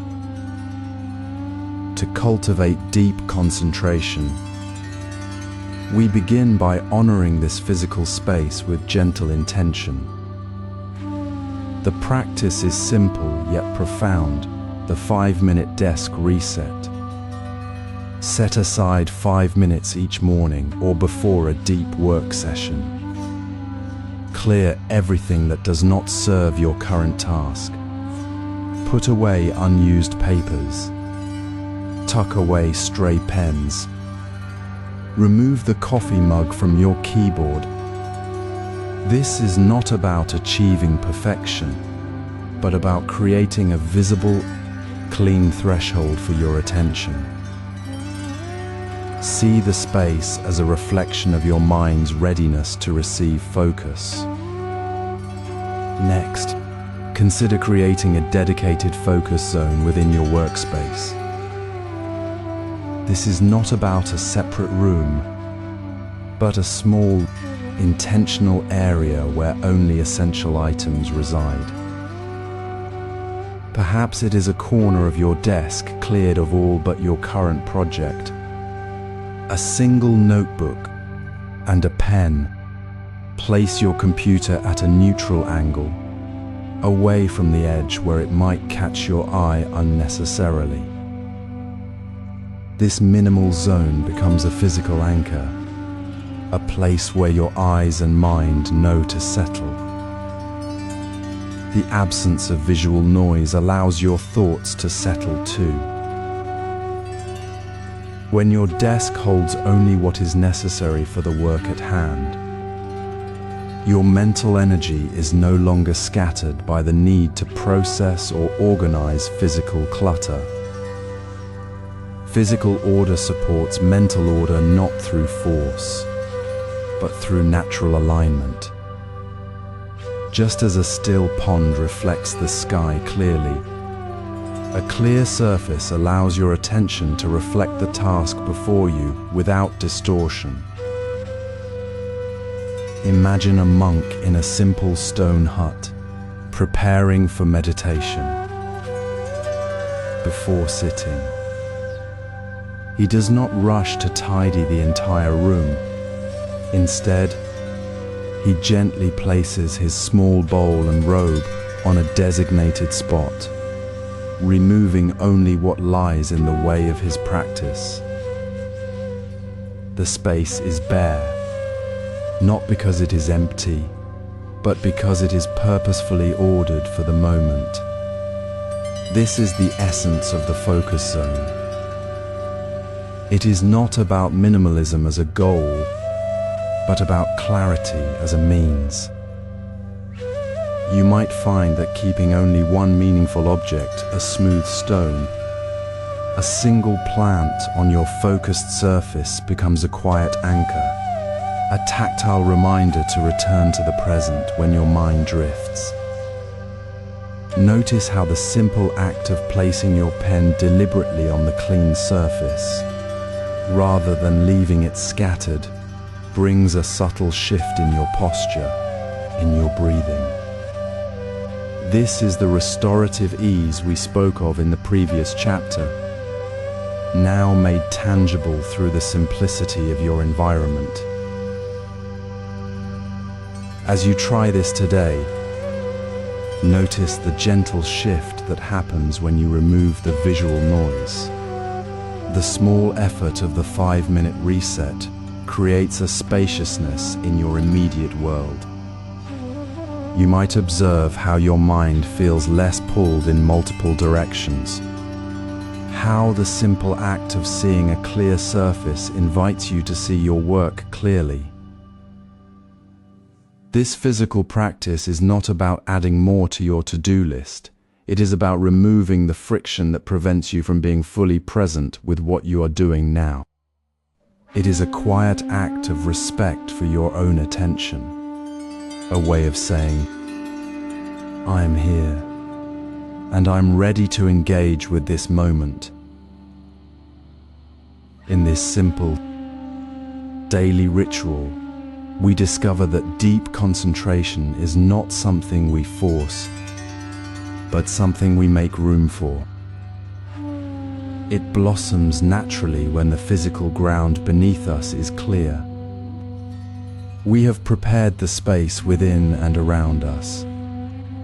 Now we will explore how focus naturally ebbs and flows with impermanence, understanding that the very nature of attention is fluid, not fixed.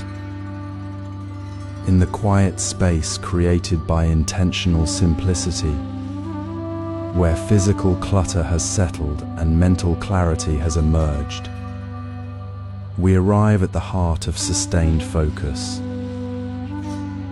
Here, concentration is not a sudden achievement, but a gentle unfolding, like a flower opening to the sun.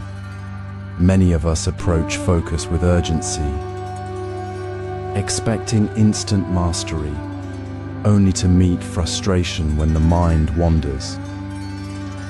This frustration itself becomes a barrier. True concentration practice begins when we release the demand for perfection and instead embrace the natural rhythm of the mind. Think of a single breath, in and out, noticing how it flows without force. Your focus will naturally deepen not through pushing, but through patient presence. View concentration as a skill that develops gradually, like learning to walk or speak a language. Each moment of attention, however brief, is a step forward. There is no need to measure against some distant ideal. Instead, cultivate the practice of noticing the small wins. When you find yourself focused for 1 minute without distraction, acknowledge it softly, like a quiet nod to yourself. Celebrate this small gain as a victory, not because it is large, but because it is real. This simple act of recognition shifts your relationship with the practice. It transforms frustration into gentle encouragement. When your mind inevitably drifts, as it will, you meet the lapse not with harsh judgment, but with the calm understanding that this is part of the process. Patience here is not passive waiting. It is active, compassionate awareness. It allows you to return to your anchor, your breath, your task, the present moment without the heavy weight of disappointment. You see the wandering not as failure, but as a natural part of the mental landscape, like clouds passing through the sky. This patience dissolves the struggle. replacing it with a restorative ease. In this ease, you find the strength to begin again, simply and gently. Consider the ancient story of the monk tending bamboo. He would sit for hours, listening to the wind through the grove, waiting for the perfect moment to craft a flute. He did not force the bamboo to sing. He waited with deep patience, understanding that the sound emerged only when the wood was ready. His focus was not about controlling the sound, but about being fully present with the process. His patience allowed the natural rhythm of the bamboo and the wind to guide him. Similarly, your practice of focus does not require forcing the mind to stay still. It requires trusting the process, honoring the natural ebb and flow of attention. When you notice a lapse, you don't pull back in frustration. You simply return with the same gentle patience you would offer a friend learning to walk. This is how small wins build into a steady stream of attention. Each 1-minute gain, each patient return, strengthens your capacity to rest in the present.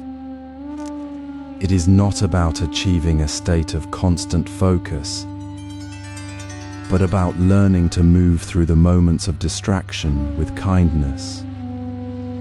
This patience is the quiet foundation that allows your focus to deepen organically. It transforms the practice from a battle into a gentle unfolding. This patience allows us to embrace impermanence in our focus practice. Having cleared physical clutter through simple surroundings, we now turn to the natural rhythm of our attention. Focus does not hold steady like a fixed flame. It flows like the tide, rising and falling with gentle inevitability. This is not a failure, but the very nature of mind itself. When we grasp for constant intensity, we create inattention, fighting the tide instead of learning to swim within it. True concentration deepens not by forcing unwavering attention, but by meeting each moment of focus as it arises, without resistance. We learn to see the wave of attention as a natural phenomenon, not a personal shortcoming. Consider the ancient Zen monk sitting by the river. He observes the water's movement, currents building, swirling, then easing into calmer stretches. He does not struggle to make the river flow faster or hold a single ripple in place. He simply notes the water's natural motion, his awareness resting gently with each change. This is the heart of embracing impermanence in focus. The mind's attention is like that river current, naturally shifting. A thought arises, the focus softens, then gradually returns. Each shift is not an interruption, but the river's essential flow. The monk does not judge the calm waters as better than the ripples. He simply abides with what is, allowing the water's movement to guide his presence. This brings us to our practical reflection. Notice when your focus naturally wanes during meditation or work. Instead of thinking, "I should be more focused," or "I've failed," simply acknowledge the shift with kindness. See the rising and falling of attention as a natural wave. If you find yourself able to sustain attention for 20 minutes, meet that moment with quiet appreciation, not expectation. If it lasts only 10, meet that moment with the same gentle acceptance. There is no need to measure or judge the length. The practice is not about achieving a fixed duration, but about resting fully within the current moment of focus, however brief or long it may be. When the wave of attention peaks, meet it with soft awareness. When it recedes, meet that too with the same calm presence, knowing the wave will return. This is how we cultivate patience, not by waiting for perfect focus, but by honoring the ever-changing landscape of our minds. With this understanding, we move beyond the simple observation of mental rhythms. We begin to deepen our practice, not through effort, but through a quiet, unwavering acceptance of the mind's natural ebb and flow. This acceptance becomes the very ground from which sustained concentration blossoms, naturally and without strain. Imagine the constant hum of your day, the emails piling up, the next task calling, the mind already leaping ahead. It's easy to feel pulled in every direction, leaving you mentally drained before the afternoon even begins.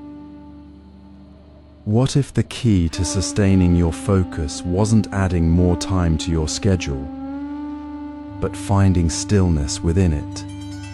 True clarity doesn't come from forcing attention ever sharper.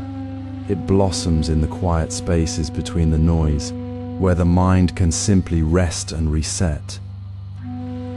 This is the gentle practice of creating micro moments of stillness, not as an extra task, but as a natural breath within your existing flow. In the Zen tradition, this wisdom was lived simply. A monk, tasked with carrying water from the well to the temple, once paused mid-step. He noticed a single plum blossom falling from a branch above the path. He stopped, watched its slow descent, felt the cool air on his skin, and heard the distant call of a bird. Only after this small pause did he continue his task, carrying the water with a quiet steadiness that lasted the whole day. He didn't stop the work. He simply honored the natural pause within it. This wasn't idleness. It was the mind remembering its own rhythm, allowing clarity to emerge without force. The blossom's fall reminded him that attention, like all things, shifts naturally. By resting gently in that moment, he didn't drain his energy. He replenished it. Now, let's bring this to your own day. You're finishing a report, about to jump to a meeting. Instead of rushing straight to the next thing, pause for just 30 seconds. Put your hands down. Feel your feet on the floor. Notice the air in your lungs for a single breath. That's all. No need to count. No need to judge the pause as short or long. Just be present in the space between the task you've completed and the next one waiting. This tiny reset isn't a break from productivity. It's the foundation of it. When you allow these micro moments of quiet, you prevent the slow accumulation of mental fatigue. Your focus doesn't weaken, it deepens. You stop reacting to the next demand and begin responding from a place of calm awareness. The mind, like a river after a storm, settles into clear water. You see the next step with fresh eyes, not from exhaustion, but from a quiet center. This practice is not about achieving a perfect state of calm. It's about noticing when you're already moving too fast and gently inviting yourself to slow down, just for a breath. It's the patience of knowing that even a moment of stillness, however brief, is a gift to your attention. You don't need to find a quiet room or sit in lotus position. It happens right here, right now, between the email you've just sent and the call you're about to make. It's the quiet moment that prevents the mind from fraying, that keeps your focus steady without strain. So, notice the next time you're about to switch tasks. Feel the urge to rush, and then, gently, take that 30-second pause. Let the sound of your breath fill the space. Notice the weight of your body, the light in the room. This is not time taken away. It is time returned to your presence. In these quiet moments, clarity arises not as a sudden flash, but as the natural stillness of water after the storm. You don't have to chase focus, you simply allow it to settle within the quiet you create. Now, imagine taking just that small pause to begin your practice. Notice how your attention drifts naturally throughout the day, not as a failure, but as the mind's quiet rhythm. This is not something to fix or fight, but to understand as part of being human. Distraction arises not from a flawed mind, but from the mind's very nature to engage with the world. When we see this pattern clearly, we step out of the struggle and into a deeper awareness. In this moment, let us gently map the landscape of your own distractions. Notice the triggers that pull your focus away, perhaps a notification buzz, a sudden thought, or the sound of traffic. Over a few days, simply note these moments without judgment. When your phone rings, observe the flicker of interest without reaching for it. When a worry arises, see it as a passing cloud. This simple practice, the distraction map, reveals your unique patterns. You might discover that certain times of day or specific people spark more mental wandering. This map is not a list of faults, but a clear view of your mind's natural movement. It shows us that distractions are not random accidents, but predictable responses to our environment and inner states. The key insight is this: when we observe these distractions without reacting, without the inner tug to push them away or pull them in, something shifts. We stop feeding the cycle of frustration. Instead of getting lost in the story of why I keep getting distracted, we simply notice there is distraction now. This quiet observation, without adding effort to resist, is the gentle hand that reduces the frequency of distraction. Why? Because the mind, when met with calm awareness, naturally settles. It no longer needs to chase or cling to the distraction. It finds rest in the space of simply seeing. Think of an old Zen monk preparing tea. His hands move with care, yet his mind may wander to the river outside. He doesn't scold himself for the thought. He notices it, like a leaf floating past the window, and returns to the motion of pouring water. The distraction was never the problem. The struggle against it was. In modern life, when your email alert pulls you from deep work, try this.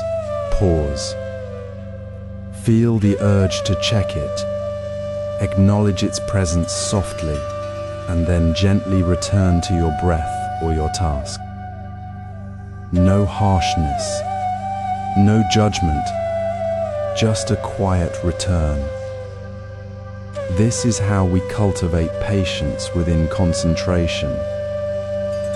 We stop seeing distraction as an enemy to be vanquished and see it as the natural current we learn to navigate. The frequency of distraction lessens, not because we force our minds to be still, but because we stop creating the friction that makes it feel like a battle. Our focus deepens not through constant, tense effort, but through the quiet space we create when we meet each wandering thought with the same gentle kindness we'd offer a friend.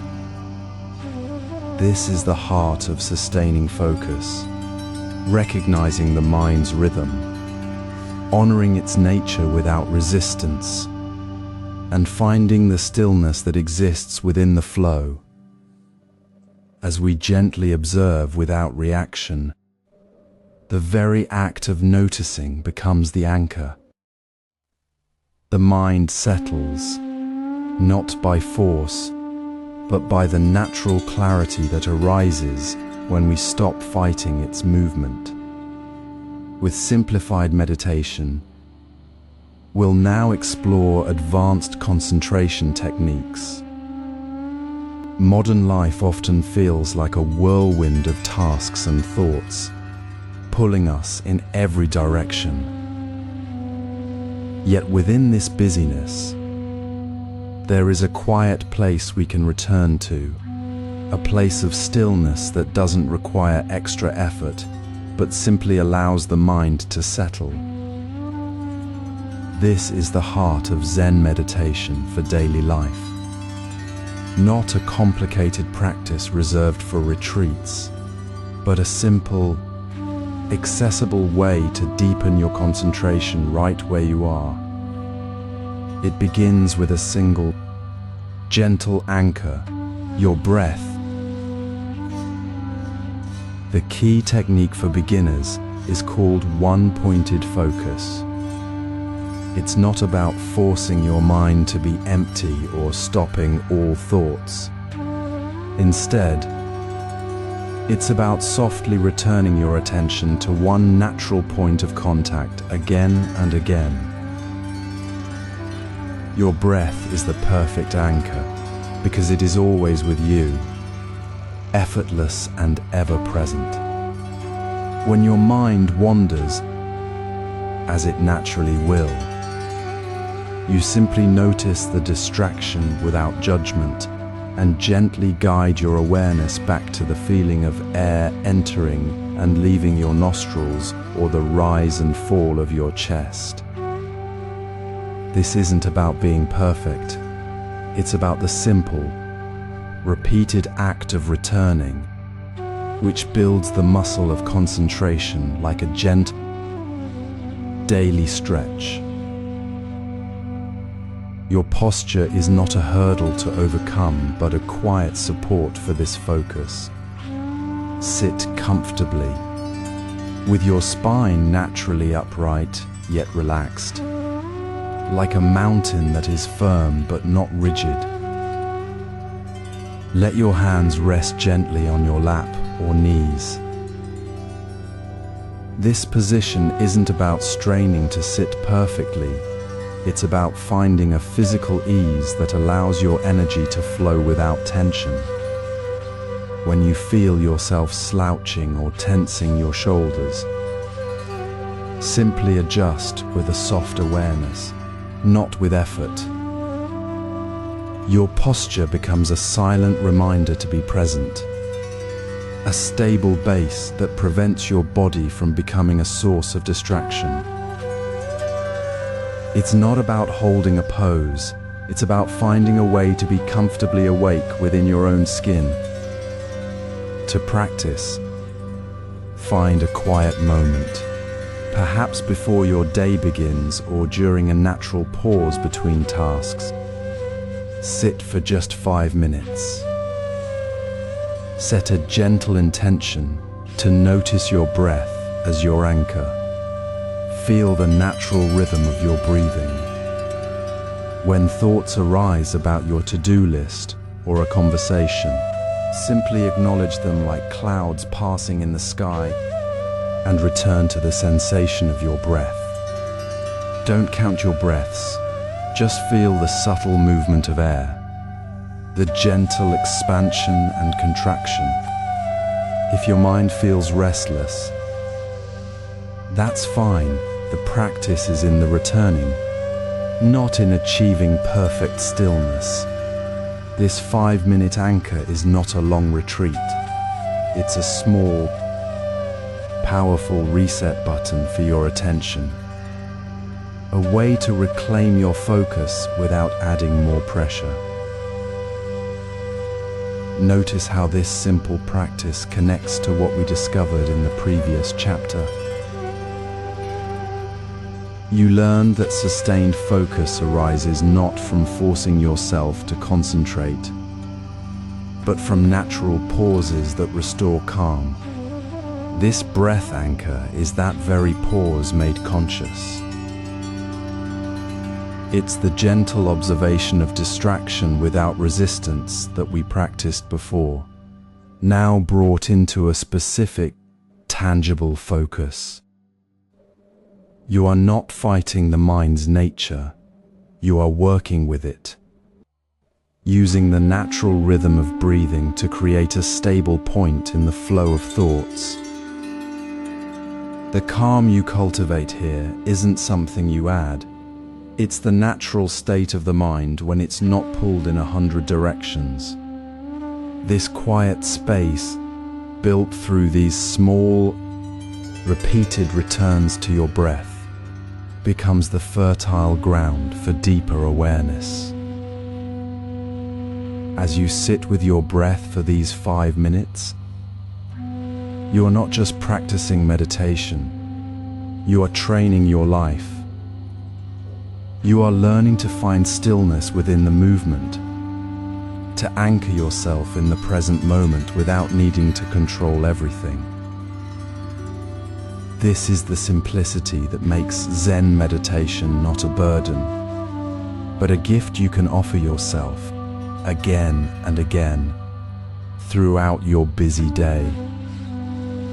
This foundational practice, this quiet anchor in the breath, prepares the mind to receive the deeper resonance of a mantra, to move beyond the simple anchor of breath into the profound stillness that comes with a single, resonant sound. Begin your day with a quiet moment, not as an extra task, but as a gentle return to yourself. In the busyness of modern life, deep concentration often feels like a distant ideal. Yet, Zen wisdom offers a simple path, one-pointed focus. It is not about forcing the mind to be still, but about gently gathering attention, like drawing a single thread from a loose knot. This is for you, the beginner, the one who notices thoughts drifting like leaves on a stream. There is no need to chase them away. Simply notice the drift and return with kindness, to your anchor. Your posture becomes the quiet support, not the distraction. Sit where you can feel your spine lengthen gently, your shoulders soften, your hands resting easily. This is not about perfect posture, but about finding a position that allows your body to be a steady ground, not a source of tension. Feel the subtle support beneath you, the quiet strength in your frame. This posture dissolves the subtle resistance we often carry. So much of the struggle comes from fighting against our own body. When you sit with this ease, the mind naturally settles, finding its own balance. The body is not a hurdle, it is the foundation.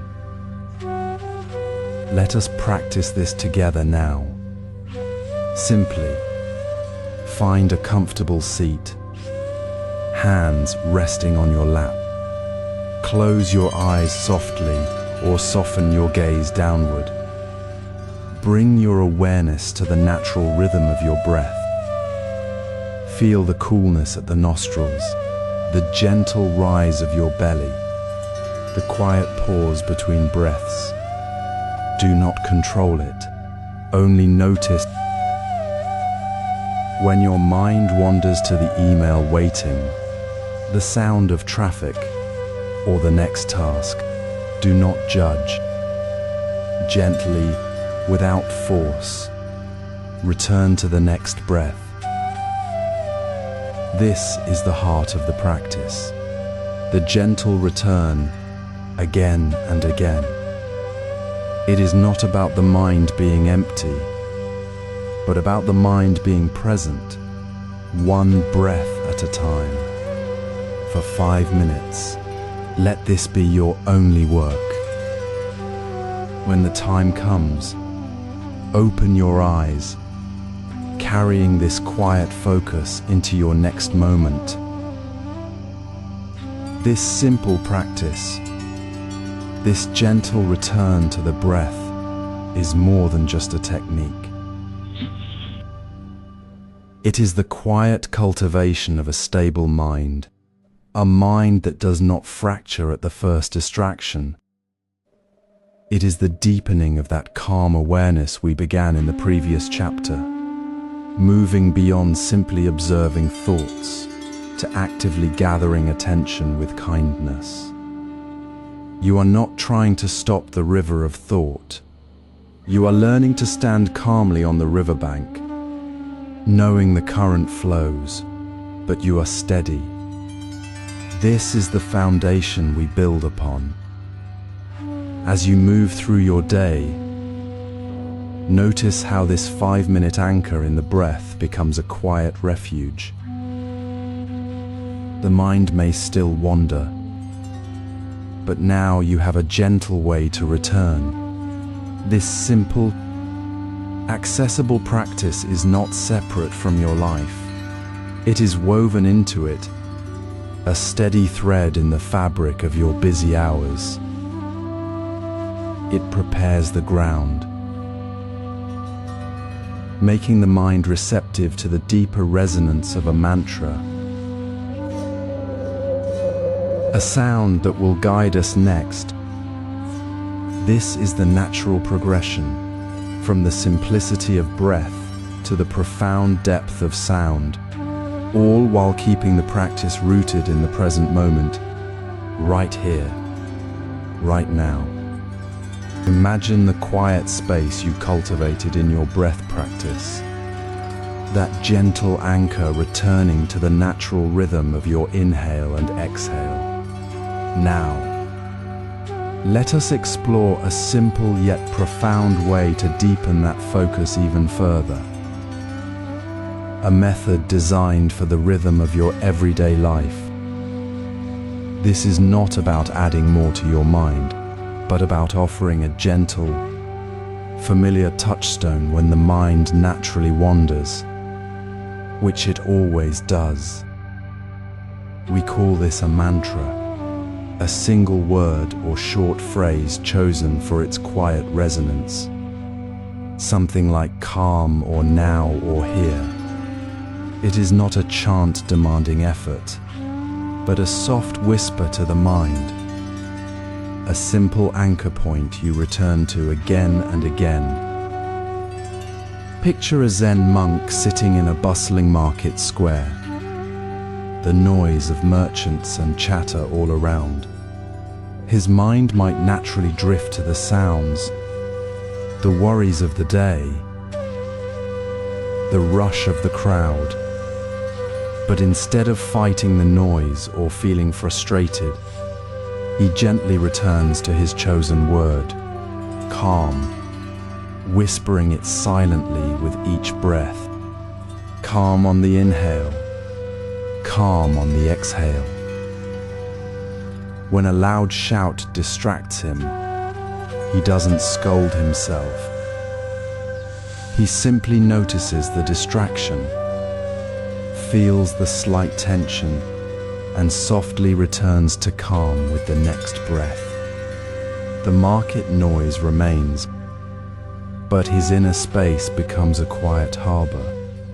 This is the essence of the mantra.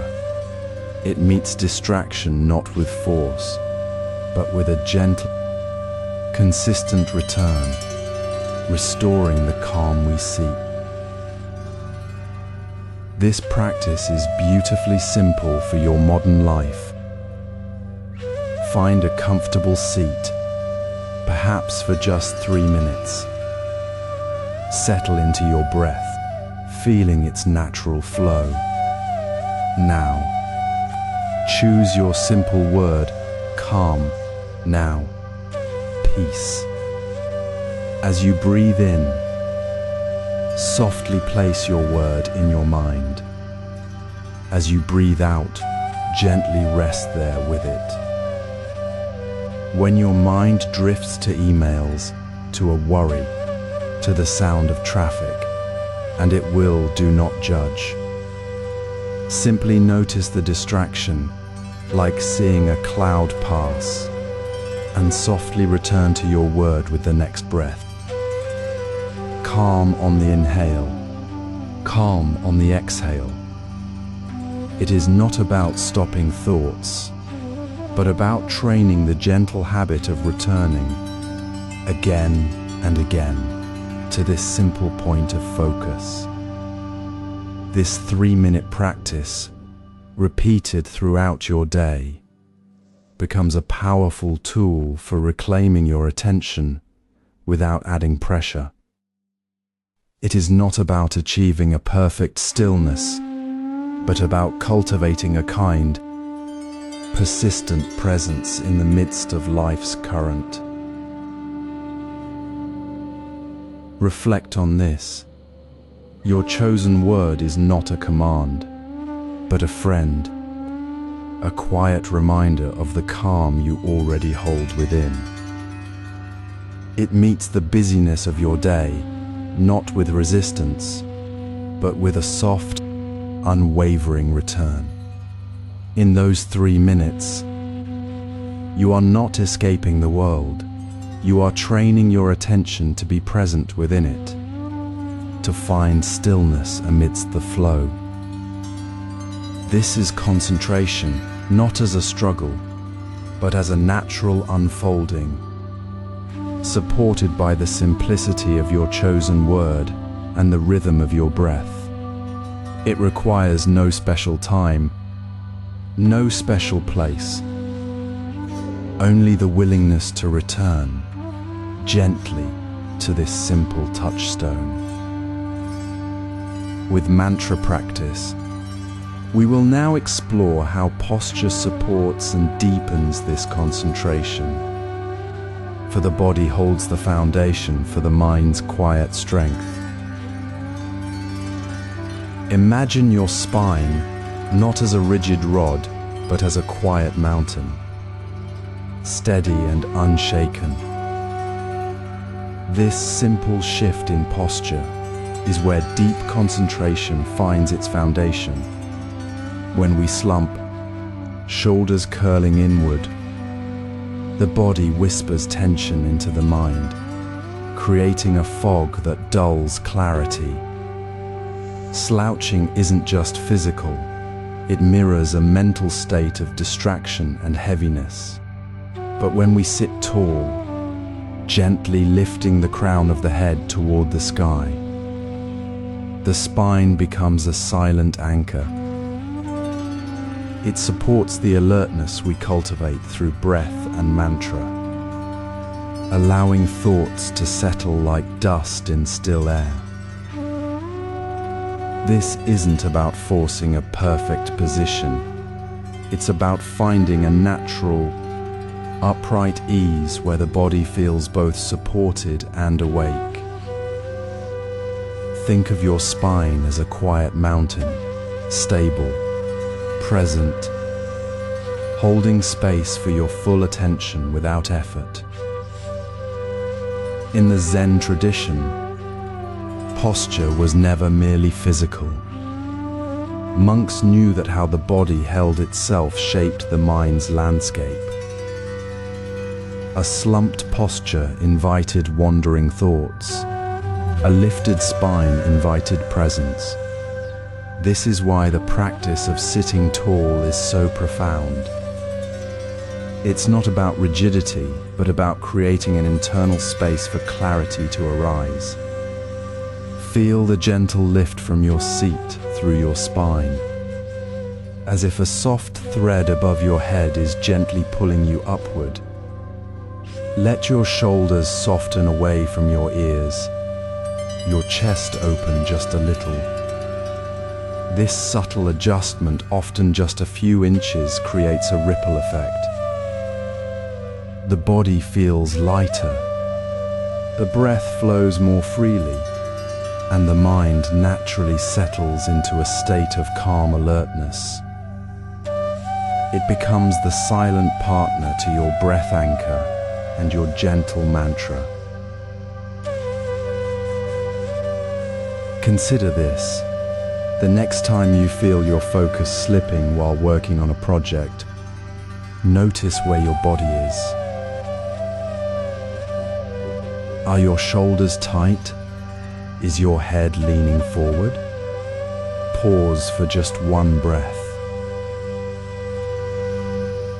Gently lift your chin. Let your spine lengthen as if drawing energy from the earth below. Feel the difference? The mental fog lifts, not through force, but through this simple, embodied shift. It's not about hours of perfect sitting. It's about the micro moment of adjustment before you dive into deep work. Before opening your laptop, before answering that email, pause for a breath.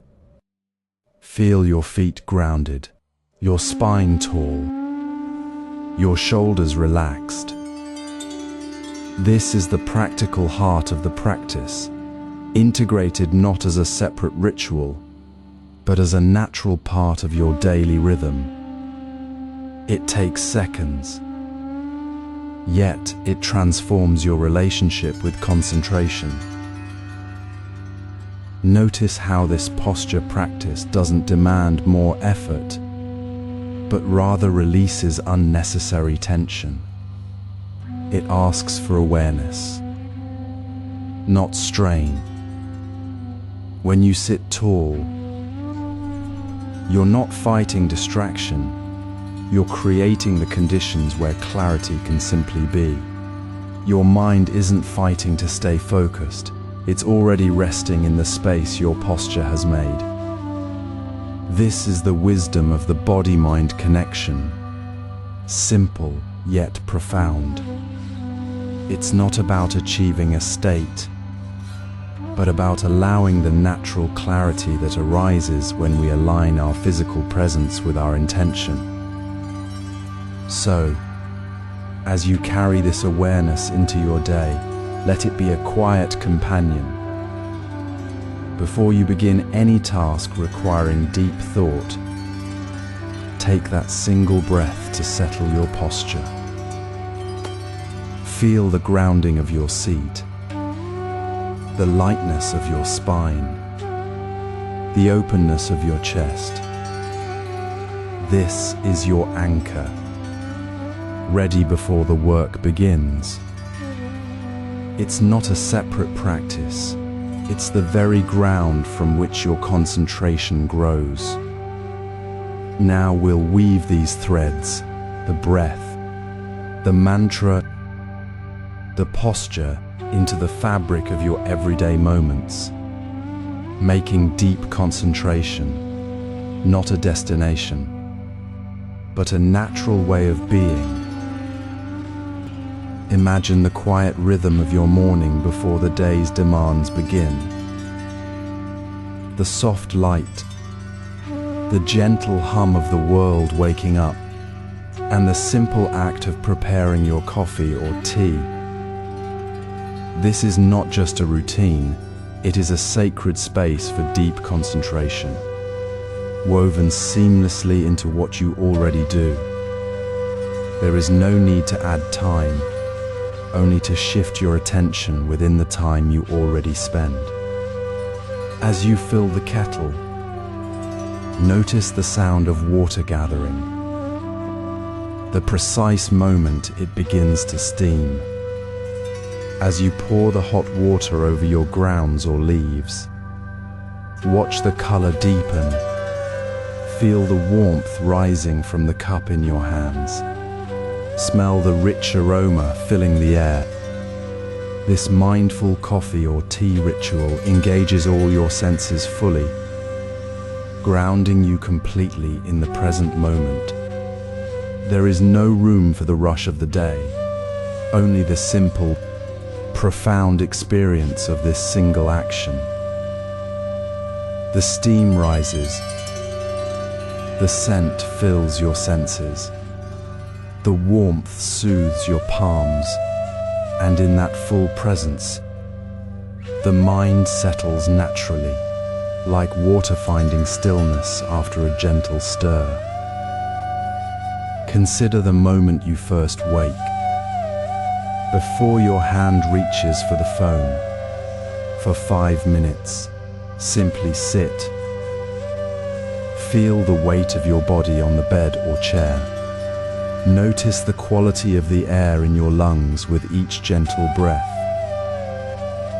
Set a quiet intention, perhaps a simple word like calm or presence that you carry with you.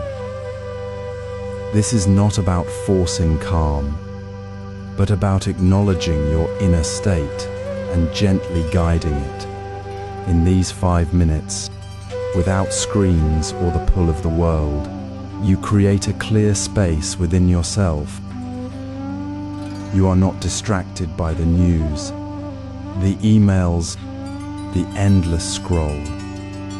You are simply here with yourself, setting the tone for the hours ahead.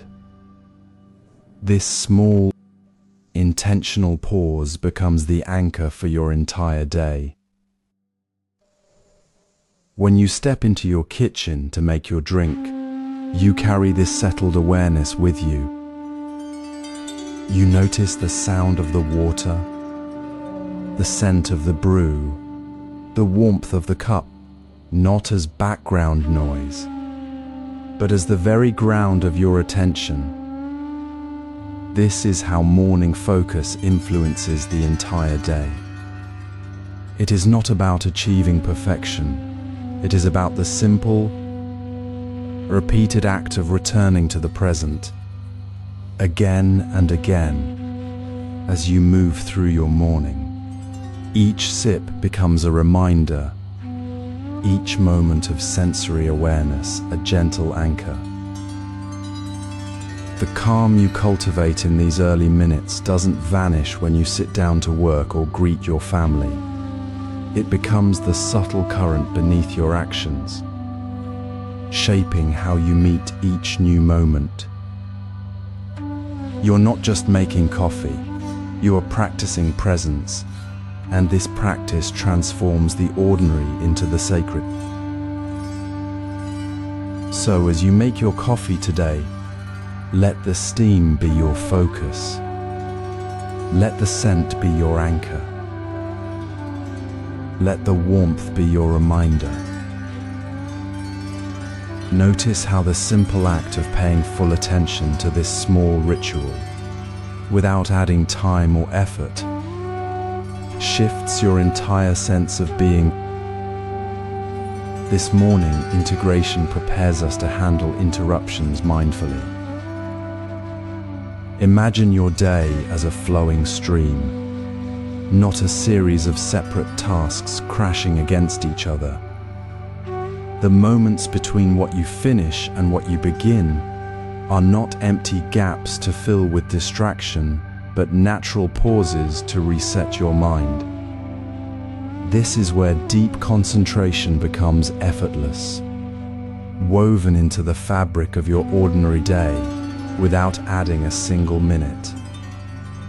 Instead of rushing from email to meeting, from call to coffee, we can use these transitions as sacred spaces for renewal. The key is a simple, gentle practice, the 30-second pause. Before moving to your next task, take a breath. Not a big breath, not a forced pause, but a quiet noticing of the natural rhythm of your breathing. Feel the air enter and leave your body. This is not about stopping time. It is about shifting your attention from the past task to the present moment. It is the moment you place your phone down, not to check it, but to truly see the space around you. In this brief pause, you release the mental residue of what just passed and settle into the calm readiness for what comes next. You are not adding time. You are transforming the space between actions into a moment of clarity. Consider the simple act of finishing a phone call and preparing to open your laptop. Instead of immediately reaching for the device, you pause. You feel your feet on the floor. Notice the light in the room and take one full breath. In that breath, the tension from the conversation softens. The mental clutter dissolves. You are no longer carrying the weight of the call. You are present for the email you are about to read. This is the essence of mindful transition. It is not about avoiding the phone, but about choosing to be fully here before you engage with it. You're not checking notifications. You are resetting your attention. This 30-second pause becomes your anchor. A quiet return to the center of your awareness within the flow of your day. This practice is deeply practical because it requires no extra time. It happens naturally between the moments we already experience. It is the breath you take before you step into the shower, the pause before you open the refrigerator, the moment you place your hands on the steering wheel after parking. Each time you notice your breath, you are gently training your mind to return to the present. You are not judging the past task or worrying about the next. You are simply meeting the present moment with kindness. This is how concentration deepens, not through long periods of effort, but through these small, intentional returns to awareness woven into the ordinary fabric of your life. As you practice this, you may notice how the mind often rushes ahead. You might find yourself reaching for your phone before the breath is complete. That is perfectly natural. The wisdom lies not in never getting distracted, but in gently returning to the breath each time you notice. It is a quiet act of self-care, a moment of respect for your own attention. You are not trying to be perfect, you are simply learning to be present, one breath at a time, between the tasks that make up your day. With mindful transitions, we'll now handle interruptions with grace.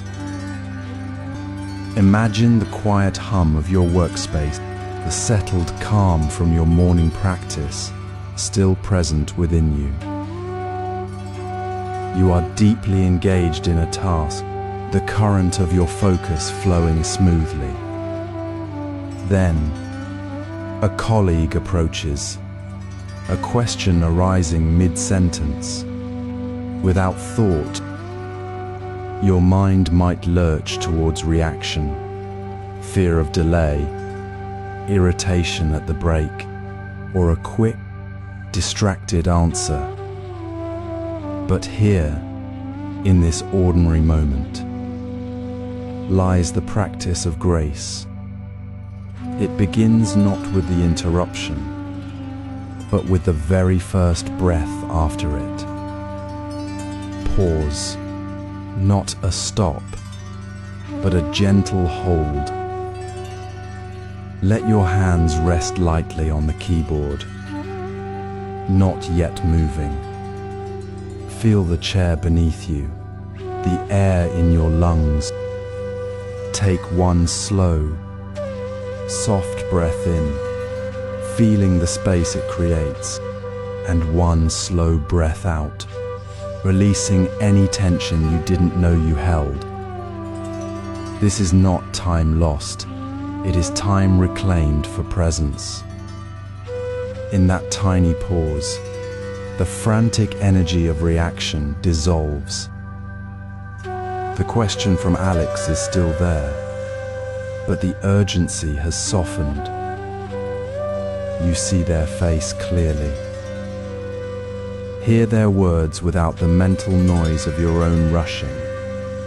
Now, you respond not from the old habit of jumping to answer, but from a place of calm intention. You say, "I'm finishing this thought for just a moment. Then I'll give you my full attention." Or simply, "Let me catch my breath," with a soft smile.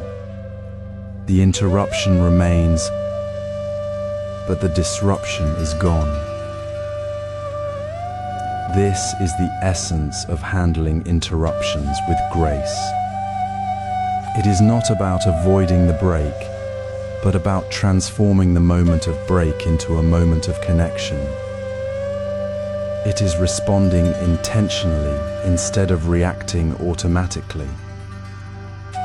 The pause is your gentle anchor, pulling you back from the edge of distraction into the center of your own awareness. In the meeting, when a new topic arises unexpectedly, you don't interrupt your colleague or cut them off.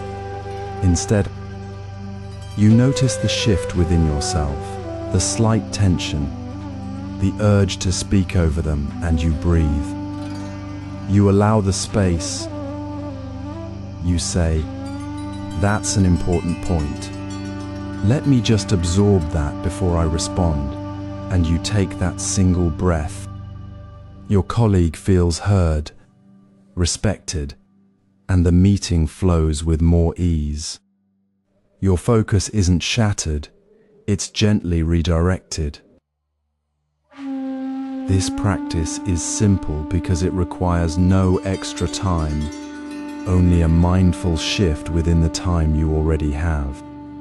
It is the quiet revolution of choosing presence over autopilot, moment by moment. It turns the potential chaos of interruption into an opportunity to deepen your connection with others and yourself. You realize that true focus isn't about blocking the world out, but about meeting the world with an open, steady heart. The interruption was always there, but your response to it changes everything. You no longer feel scattered by the unexpected. You feel grounded within it. This grace, this ability to pause and respond with intention, is the foundation for something deeper. It allows you to create personal focus rituals, not as separate, added tasks, but as seamless extensions of your life's flow. The very act of handling an interruption with calm becomes your ritual, woven into the fabric of your day.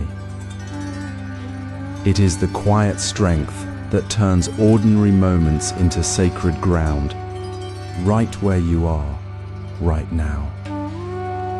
This is how mindfulness becomes not a practice you do, but the way you simply live. In the rush of modern life, we often believe focus requires more time, a longer stretch of quiet. But true concentration flows from the quality of our attention, not the quantity of our hours. It begins not with adding minutes, but with transforming the moments we already have.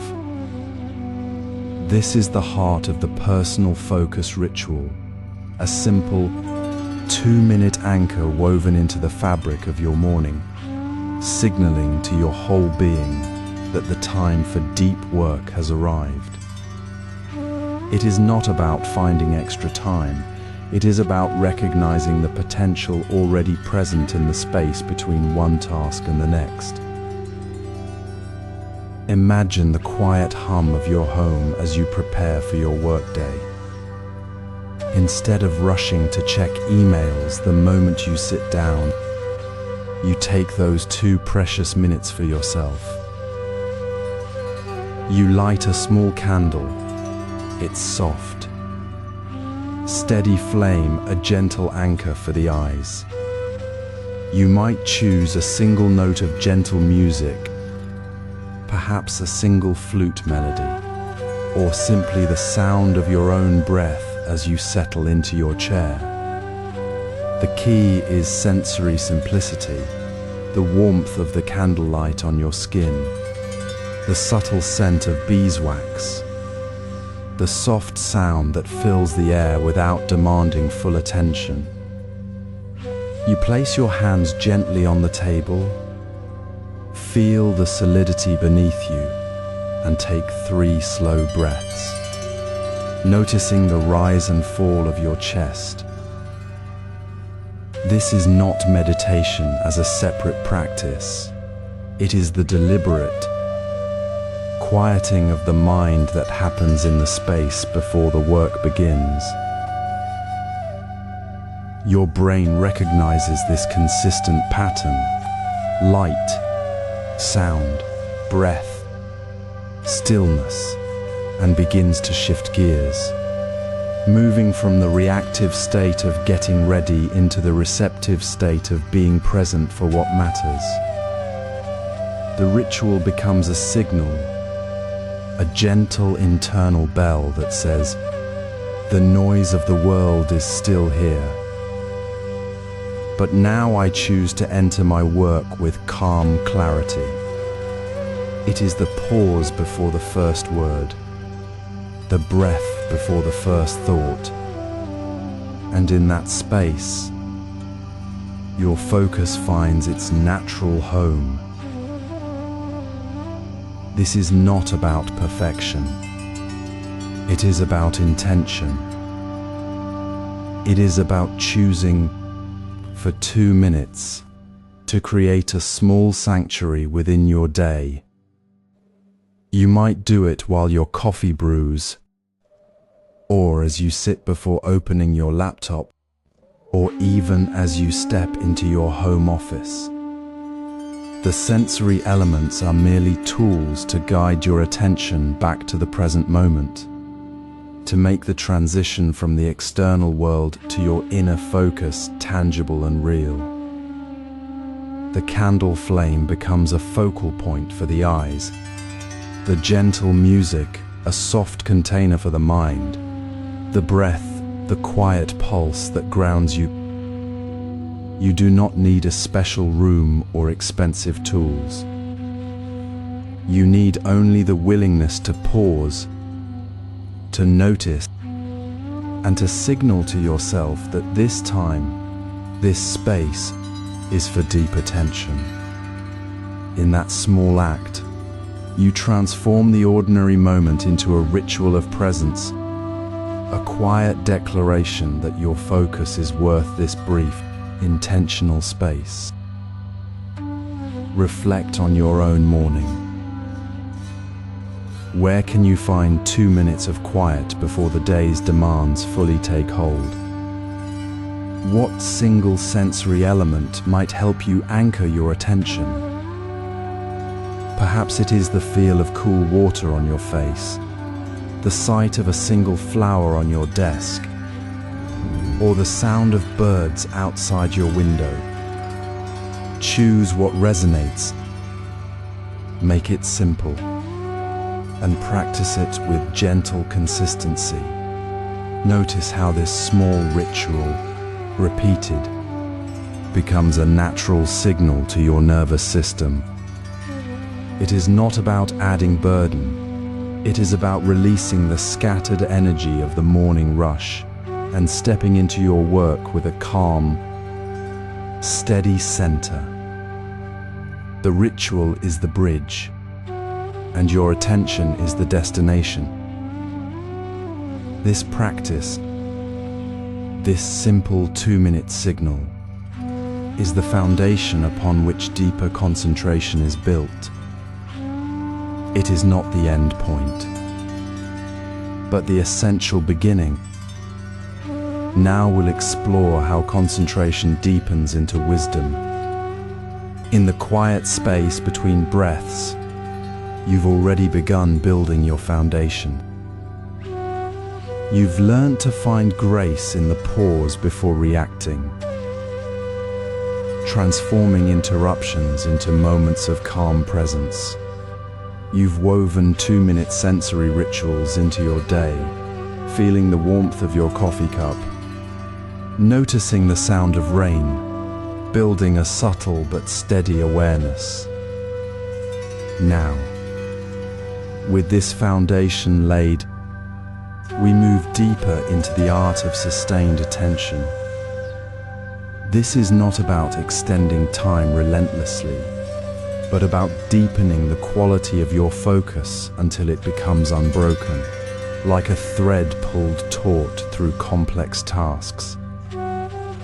We build what we call attention stamina, not through force, but through gentle, progressive practice. Imagine your focus as a muscle that grows stronger with mindful use, not overexertion. Enter the focus ladder technique. Start small. Begin with just 30 seconds of full attention on a single task, perhaps watching the steam rise from your tea, noticing the exact sensation of your feet on the floor. When 30 seconds feels steady, extend it to 45, then a minute. Do this daily, not for hours, but with consistent, small steps. This isn't about pushing through distraction. It's about recognizing when your attention drifts and gently, without judgment, returning to the present moment. Each small return strengthens the neural pathway for focus. The key is to build duration gradually, respecting your natural rhythm, so that what feels challenging today becomes effortless tomorrow. You're not fighting distraction. You're training your awareness to settle like water finding its level. Consider the Zen monk polishing rice bowls. His task was simple, repetitive, yet he did it with absolute presence. He didn't rush to finish. He felt the cool ceramic under his hands, heard the rhythmic scrape of his cloth, noticed the precise angle of the bowl. Each movement was an anchor. In that moment, there was no past worry or future task, only the bowl, the cloth, the sound. This is the essence of sustained attention. The mundane becomes sacred when met with full presence. It's not about grand achievements, but about the profound depth found in the ordinary act, done with unwavering awareness. You might notice such moments in your own life, when reading a book, solving a problem, or even walking. In these moments, your attention naturally flows, unhindered and deep. Recognize these flow states. When you find yourself absorbed, time seems to soften and effort dissolves into ease. This is your natural state, not something to chase, but to nurture.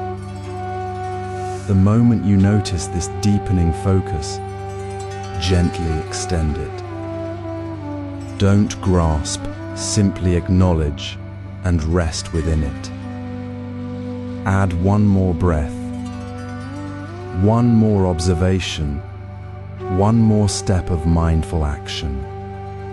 This isn't adding time, it's deepening the quality of the time you already have. Extend the flow by noticing the subtle shifts, the slight shift in your posture, the softening of your jaw, the quiet hum of the room. These small recognitions weave the thread of attention longer and stronger. This steady thread of awareness, built through small, consistent steps and nurtured in flow, becomes your compass in the modern whirlwind. It allows you to move through complex work, challenging conversations, or unexpected disruptions with a calm, unwavering center. You no longer feel scattered. You feel deeply connected to the task at hand, grounded in the present. This is the art of sustained attention, not a force, but a gentle, persistent return to the here and now. And as you master this, you'll discover that the breath, your constant anchor, becomes the natural place to rest this deep, unbroken focus. Modern life pulls us in 1,000 directions. Emails pile up, conversations intertwine, deadlines loom. Our minds feel scattered, like leaves caught in a sudden wind. Yet within this very chaos, a quiet strength exists. It is the simple, constant rhythm of your breath. This is not a technique to add to your to-do list, but the natural anchor already present within you. When the mind becomes restless during complex tasks, return gently to the sensation of air moving in and out. Feel the coolness at the nostrils, the slight rise and fall of the chest. This breath is steady, unchanging, always available, unlike the shifting demands around you. It becomes your unshakable reference point, a home for your attention whenever it wanders. Imagine a monk polishing stones by a stream. The water flows, the birds call. A storm may pass overhead. yet the monk's focus remains on the rhythm of the polishing, the feel of the stone, the steady breath in and out. His attention is not broken by the changing world. It is anchored within the unchanging pulse of his own breath. This is the essence of the breath anchor technique. It is not about forcing your mind to be still, but about noticing when it has drifted and softly guiding it back to this simple, present point. The breath is the thread that connects you to the calm center within the storm. Now apply this to your day. Picture yourself on a challenging work call. A colleague is speaking with urgency. The topic is complex, and your own anxiety begins to rise.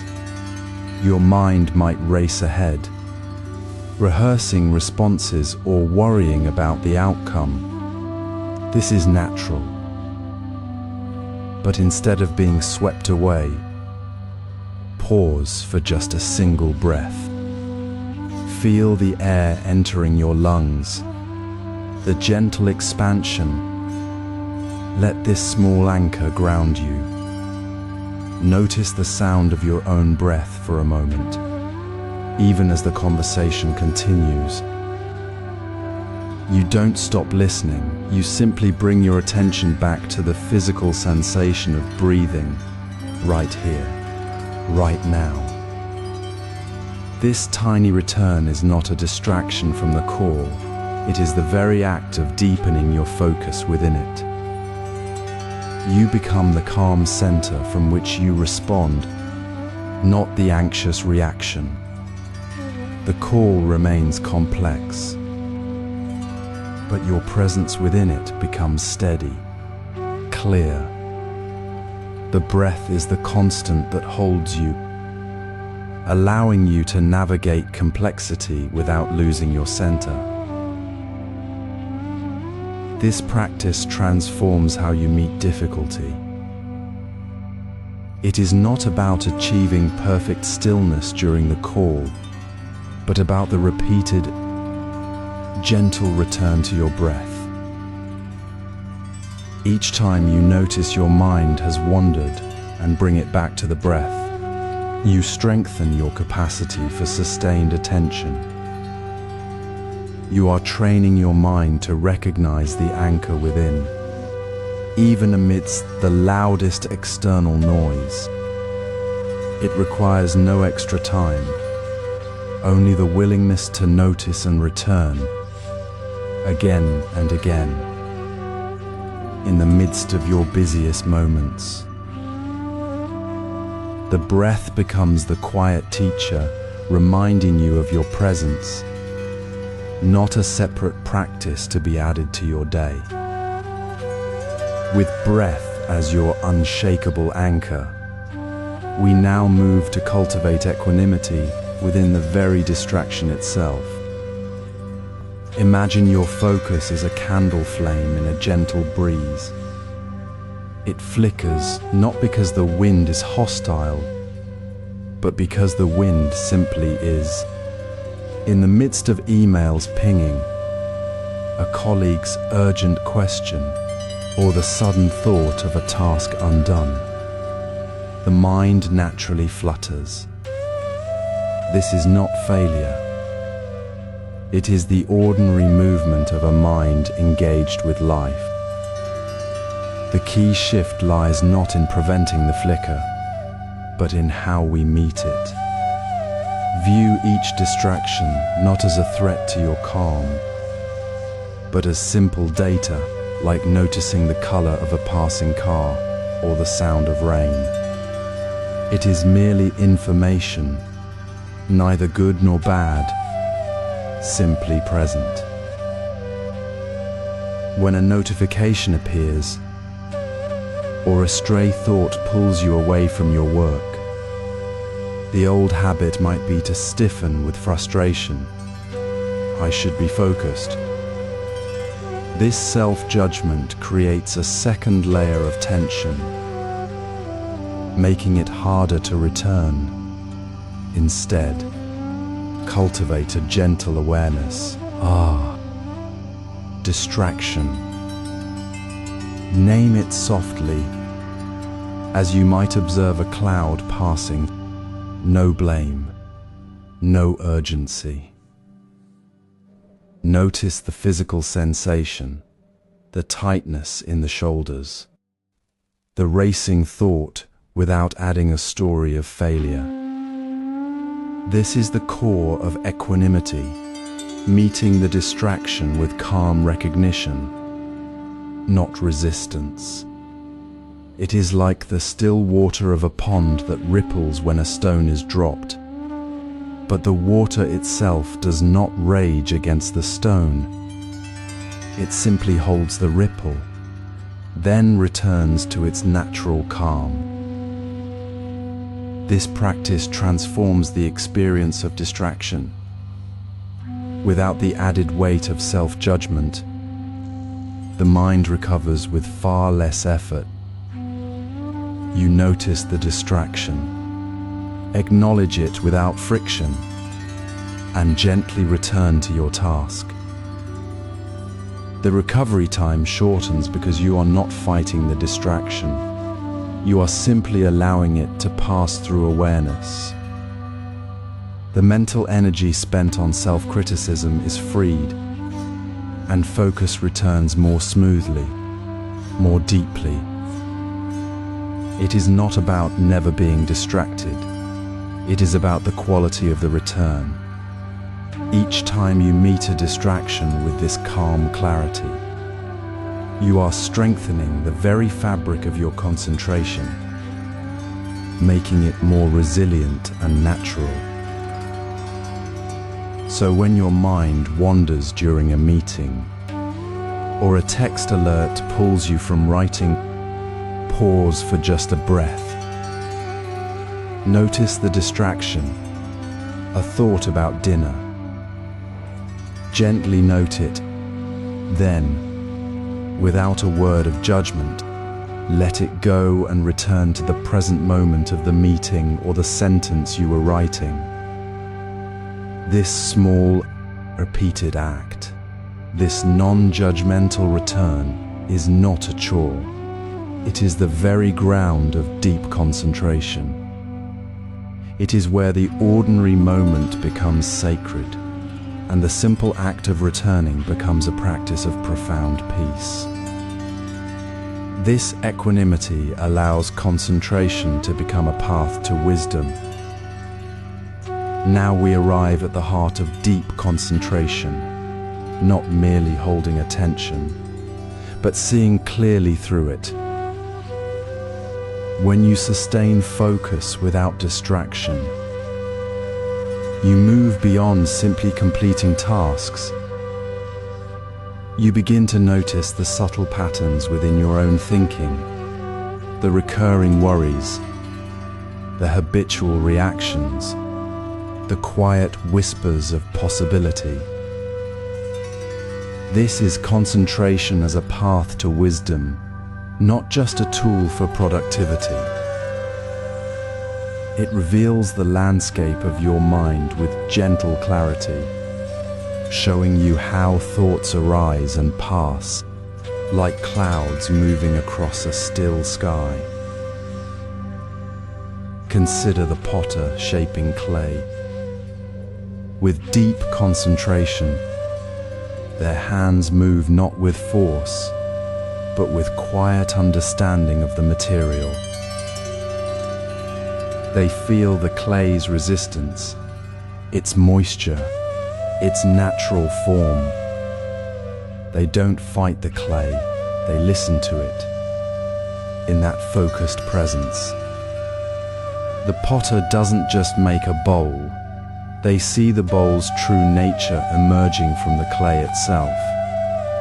Similarly, when you work with sustained attention, you stop imposing your will on the task. You simply observe the flow of your work, the rhythm of your thoughts. The patterns in your mind become visible not as problems to solve, but as natural movements to understand. You see how a simple task, done with full presence, reveals the very nature of the task itself. This connection between concentration and insight is simple yet profound. Insight isn't a sudden burst of genius, it's the quiet noticing that happens when you stop pulling your mind away. When you return gently to your work, again and again, without judgment, you create the space where clarity can emerge. The insight comes not from trying harder, but from being fully here, seeing what is, without adding the noise of distraction. This is how wisdom grows through the patient. Unbroken attention to the present moment, right where you are. So take a moment now to reflect. Recall a recent time when you were deeply focused on a task, perhaps writing, solving a problem, or even cleaning. Not when you were stressed, but when you were simply present with the work. What insight did you gain then? Was it a simple clarity about the task itself? Or perhaps a quiet realization about your own approach? Maybe you noticed how your mind wandered less when you stayed with the work, or how a solution emerged naturally when you stopped forcing it. It might have been small, a new way to organize your thoughts, a deeper understanding of a colleague's point, or even just the peace of being fully in one moment. Notice that insight, not as a big event, but as a quiet shift. This is the wisdom born of sustained focus. When you work with this kind of deep attention, something shifts. The sharp edges of frustration soften. The frantic need to move on dissolves. You begin to see not just the task, but the space around it, the connections, the flow, the very nature of the work itself. This quiet clarity that transforms your work now begins to transform how you see everything else. It's the same stillness that reveals the potter's bowl, the same presence that allows insight to bloom. And this is where the path unfolds further. This same clarity that reveals patterns in your thinking, that deepens your work, will naturally extend into how you meet others, how you listen without distraction, how you respond with understanding rather than reaction. Now we'll explore how this focus transforms relationships. In the quiet space between thoughts, where distractions naturally fall away, we discover the true nature of deep concentration. This isn't about forcing the mind into stillness, but gently returning to the present moment, as we practiced in the previous chapter with calm acknowledgement of distractions. Now, this cultivated awareness transforms the most ordinary interactions. It begins with a simple shift, listening with full attention, not planning your response. In the rush of modern life, our minds often race ahead, rehearsing words while the other person speaks. This creates a barrier, a subtle disconnect that weakens connection. True presence means letting go of that inner script, allowing the words, the tone, the unspoken emotion of the other person to land fully within you. Imagine a farmer, frustrated after a storm damaged his crops, approaching a Zen monk. The farmer spoke quickly, voice tight with worry. The monk did not interrupt, did not offer solutions or reassurances. He simply listened, eyes soft, breathing steady, fully present in the moment of the farmer's distress. When the farmer finished, the monk said nothing about the storm, only that he was glad to hear his concerns. The farmer, feeling truly heard, felt a weight lift. He left not just with words, but with a sense of being seen. This is the power of listening without the veil of our own thoughts. It requires no special skill, only the willingness to be here, now, with the other person. We can practice this in our daily lives through the simple one breath technique. Before responding in a conversation, pause. Take one slow, deep breath. Feel your feet on the floor, the air in your lungs. In that single breath, you create space between the other person's words and your reaction. You step out of the automatic habit of planning your reply and step into the reality of the moment. This pause isn't silence, it's an active choice to be present. It deepens connection because it signals, without words, you matter to me right now. It reduces conflict because misunderstandings often arise from not truly hearing, from assuming we know what the other person means before they finish speaking. When we listen fully, we see the person, not just the problem they present. We respond from a place of clarity, not reactivity, and the conversation flows with greater ease and respect. Try it tomorrow. During your next coffee break or a brief chat with a colleague, notice when your mind starts formulating a response. Pause. Take one conscious breath. Feel the warmth of the cup, the sound of their voice. Simply be with them in that moment. This practice, repeated, becomes a gentle revolution within your relationships. It dissolves the illusion of separation created by distraction and builds a foundation of genuine understanding. You might find that conversations feel lighter, more meaningful, and that tensions dissolve more easily because the ground of connection is already established. This relational presence, this deep listening rooted in the present moment, is not confined to conversations. It is the very essence of living with deep concentration.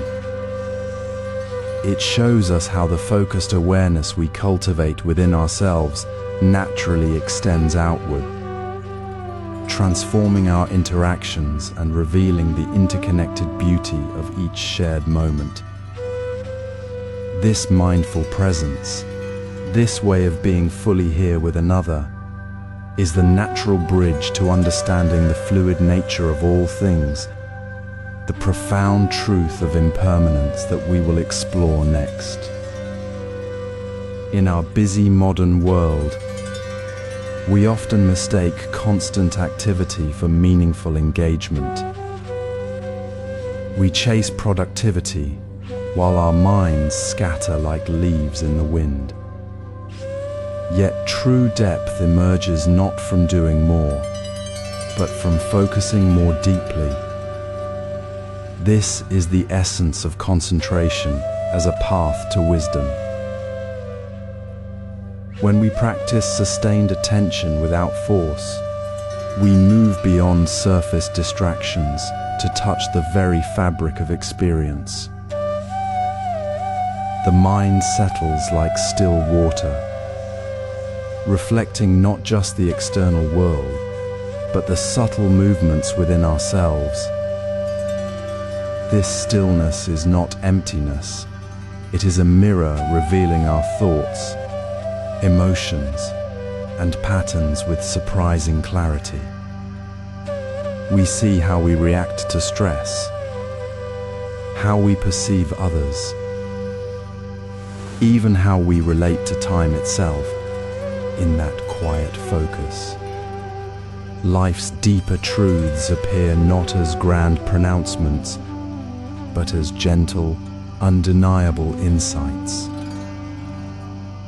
Consider the simple act of preparing tea. In a Zen tradition, this is not merely making a drink, it is a meditation. You gather the leaves, measure the water, watch the steam rise. With full presence, the ordinary becomes extraordinary. You notice the exact moment the water reaches the perfect temperature, the subtle shift in scent as the leaves unfurl, the quiet sound of the kettle. In this focused moment, you might realize something unexpected. The stress you carried into the kitchen dissolves as you simply attend to the task. You see that your frantic pace was unnecessary, that peace was already present in the act of being here. This is concentration revealing a deeper truth about life itself, the wisdom that peace isn't found outside of the present moment, but is inherent within it. When we stop rushing past it. Now, bring this to your own day. Try one focused task witut distraction, perhaps writing a single email, walking to the store, or even washing dishes. As you do, notice the insight that arises. Not a big revelation, but a small, clear understanding.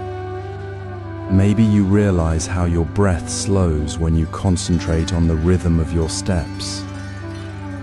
Perhaps you notice a thought like, "I must hurry," arise, and then soften as you stay with the task.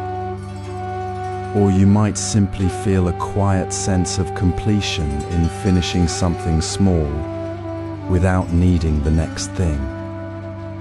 This insight, gained through sustained focus, is not abstract knowledge. It is a direct, lived understanding that transforms how you approach your work, your relationships, and your own mind. It is the wisdom born of attention, not analysis. This wisdom creates a ripple effect in all areas of life. When you see your own patterns clearly through a focused moment, that understanding shifts how you interact with others. You respond with more patience because you recognize the same patterns in yourself. You appreciate the present moment more deeply, knowing it holds its own quiet wisdom. The still mind, reflecting truth, becomes a constant companion. It does not eliminate life's challenges, but it changes how you meet them. You move through the world not with frantic urgency, but with the calm confidence that comes from knowing your own mind. This is the gift of concentration as a path to wisdom. It is not a destination reached after hours of meditation, but a way of being available, moment by moment. And as you live this way, the quiet clarity you cultivate begins to touch everything around you, creating ripples of understanding that extend far beyond the single focused task. In the quiet space of deep concentration, we discover something remarkable. It is not merely a personal refuge, but a current that flows outward, touching everything and everyone around us. This is the ripple effect of focused living. When we anchor ourselves fully in the present moment, not seeking distraction, but meeting life as it is, our presence itself becomes a gentle invitation for others to do the same. Notice how a calm, undistracted presence in a conversation dissolves tension. A colleague who listens without checking their phone, truly hearing the words and the unspoken worry, creates a space where others feel safe to be open. That simple act of undivided attention becomes contagious, shifting the energy of the room from hurried to connected. This is how a focused culture begins, not through grand mandates, but through the quiet, consistent example of our own mindful engagement. Imagine a family dinner where everyone puts away their devices, not because it is demanded, but because it is simply what is happening. The shared silence, the eye contact, the full presence in each other's words becomes the new normal. It is not about perfection, but about the small, repeated choices to be truly here. In the workplace, a team meeting where the leader begins by pausing, breathing, and asking for focused input, rather than rushing to the next agenda item, shifts the dynamic. People feel seen, ideas flow more freely, and the collective energy moves from scattered to aligned. This focused atmosphere isn't imposed. It arises naturally when individuals choose to bring their whole attention to the task at hand, to the person beside them. The long-term impact of this subtle shift is profound. On a personal level, sustained focus deepens our well-being. We experience less mental clutter, more clarity in decision-making, and a greater sense of calm amidst daily demands. Productivity doesn't come from doing more, but from doing what matters with full awareness. Tasks are completed with less rework because we are truly engaged.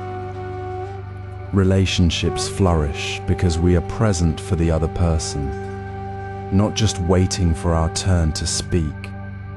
Over time, this consistent practice of focused living transforms our entire relationship with time and energy. We stop feeling perpetually behind and start moving through life with a quiet confidence born from being fully engaged in each moment. Consider your own interactions today. Did you notice the difference when someone was fully present with you? How did it feel to be truly heard? Now, reflect on your own presence. When you're working, are you truly with the task?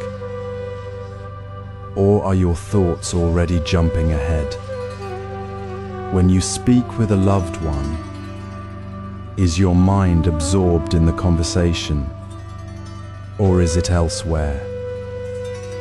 See how your own focus, whether deep or scattered, creates a subtle current in your immediate environment. Your calm presence becomes a quiet invitation for others to step into that same space of connection. Your lack of distraction in a moment of shared activity becomes a silent teaching about the value of being fully here.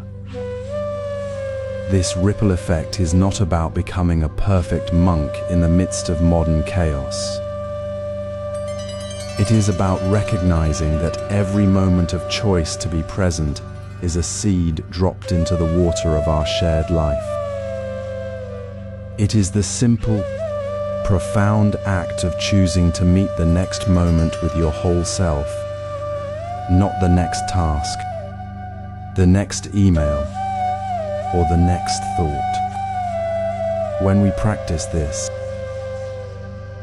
we are not just improving our own inner landscape, we are contributing to a collective shift towards greater clarity, deeper connection, and a more peaceful way of being together. The focused life we cultivate within ourselves becomes the foundation for a more focused, more harmonious world, one ripple at a time. Now we'll conclude with your daily practice for lifelong focus. Imagine your day unfolding not as a rush of tasks, but as a series of gentle moments where presence meets action. This is the essence of living with deep concentration in modern life. It requires no extra time, no special place, just a willingness to meet the ordinary with unwavering attention.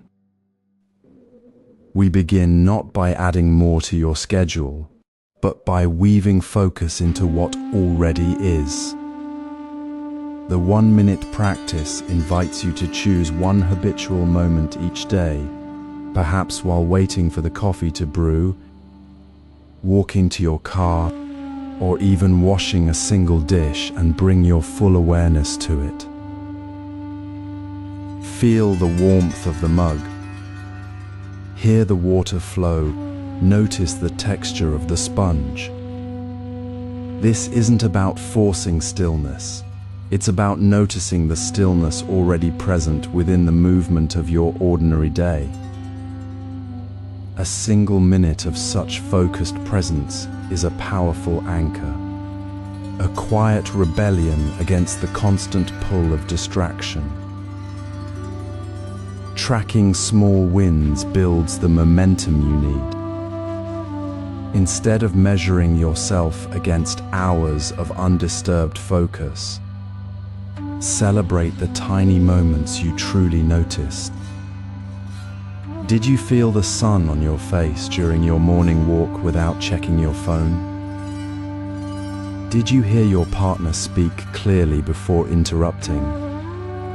Simply acknowledging these moments without judgment, simply noting I was present there, strengthens your capacity for focus. It transforms concentration from an elusive goal into a familiar, accessible practice woven into the fabric of your life. Each small win is a thread, and soon you'll see the fabric of your awareness growing stronger, more resilient. Life, of course, is never static. A new project, a shift in family responsibilities, a moment of unexpected stress. These changes don't mean your practice must stop. They mean it must adapt. If your morning coffee ritual becomes rushed, shift your focus to the first sip you take while standing at the sink. If you're waiting in a long line, practice feeling the ground beneath your feet, the air on your skin, rather than the frustration of the wait. The practice isn't rigid, it flows with your life. It's not about perfection in the moment, but about returning to awareness again and again, as circumstances change. Your focus isn't lost when life gets busy, it simply finds new pathways within the busyness. Reflect on your own day. Where does a single minute of deep attention already exist, waiting to be noticed? Perhaps it's the brief pause before answering an email, the moment you truly see a child's smile, the sound of rain on the roof. Start there. Don't seek grand transformations. Seek the quiet shift in one small moment. Notice how that minute of presence changes the feeling of the moment itself. Does it soften the edge of a task? Does it deepen a connection? This is the quiet power of integrating focus. It doesn't demand more time. It transforms the time you already have. The 1-minute practice isn't a small step. It's the first step of a lifelong journey, where each moment of awareness builds a stronger foundation for meeting life with clarity and calm. You don't need to be perfect. You simply need to begin, right here, right now. With the breath you take and the moment you are living, your journey of deep concentration begins now.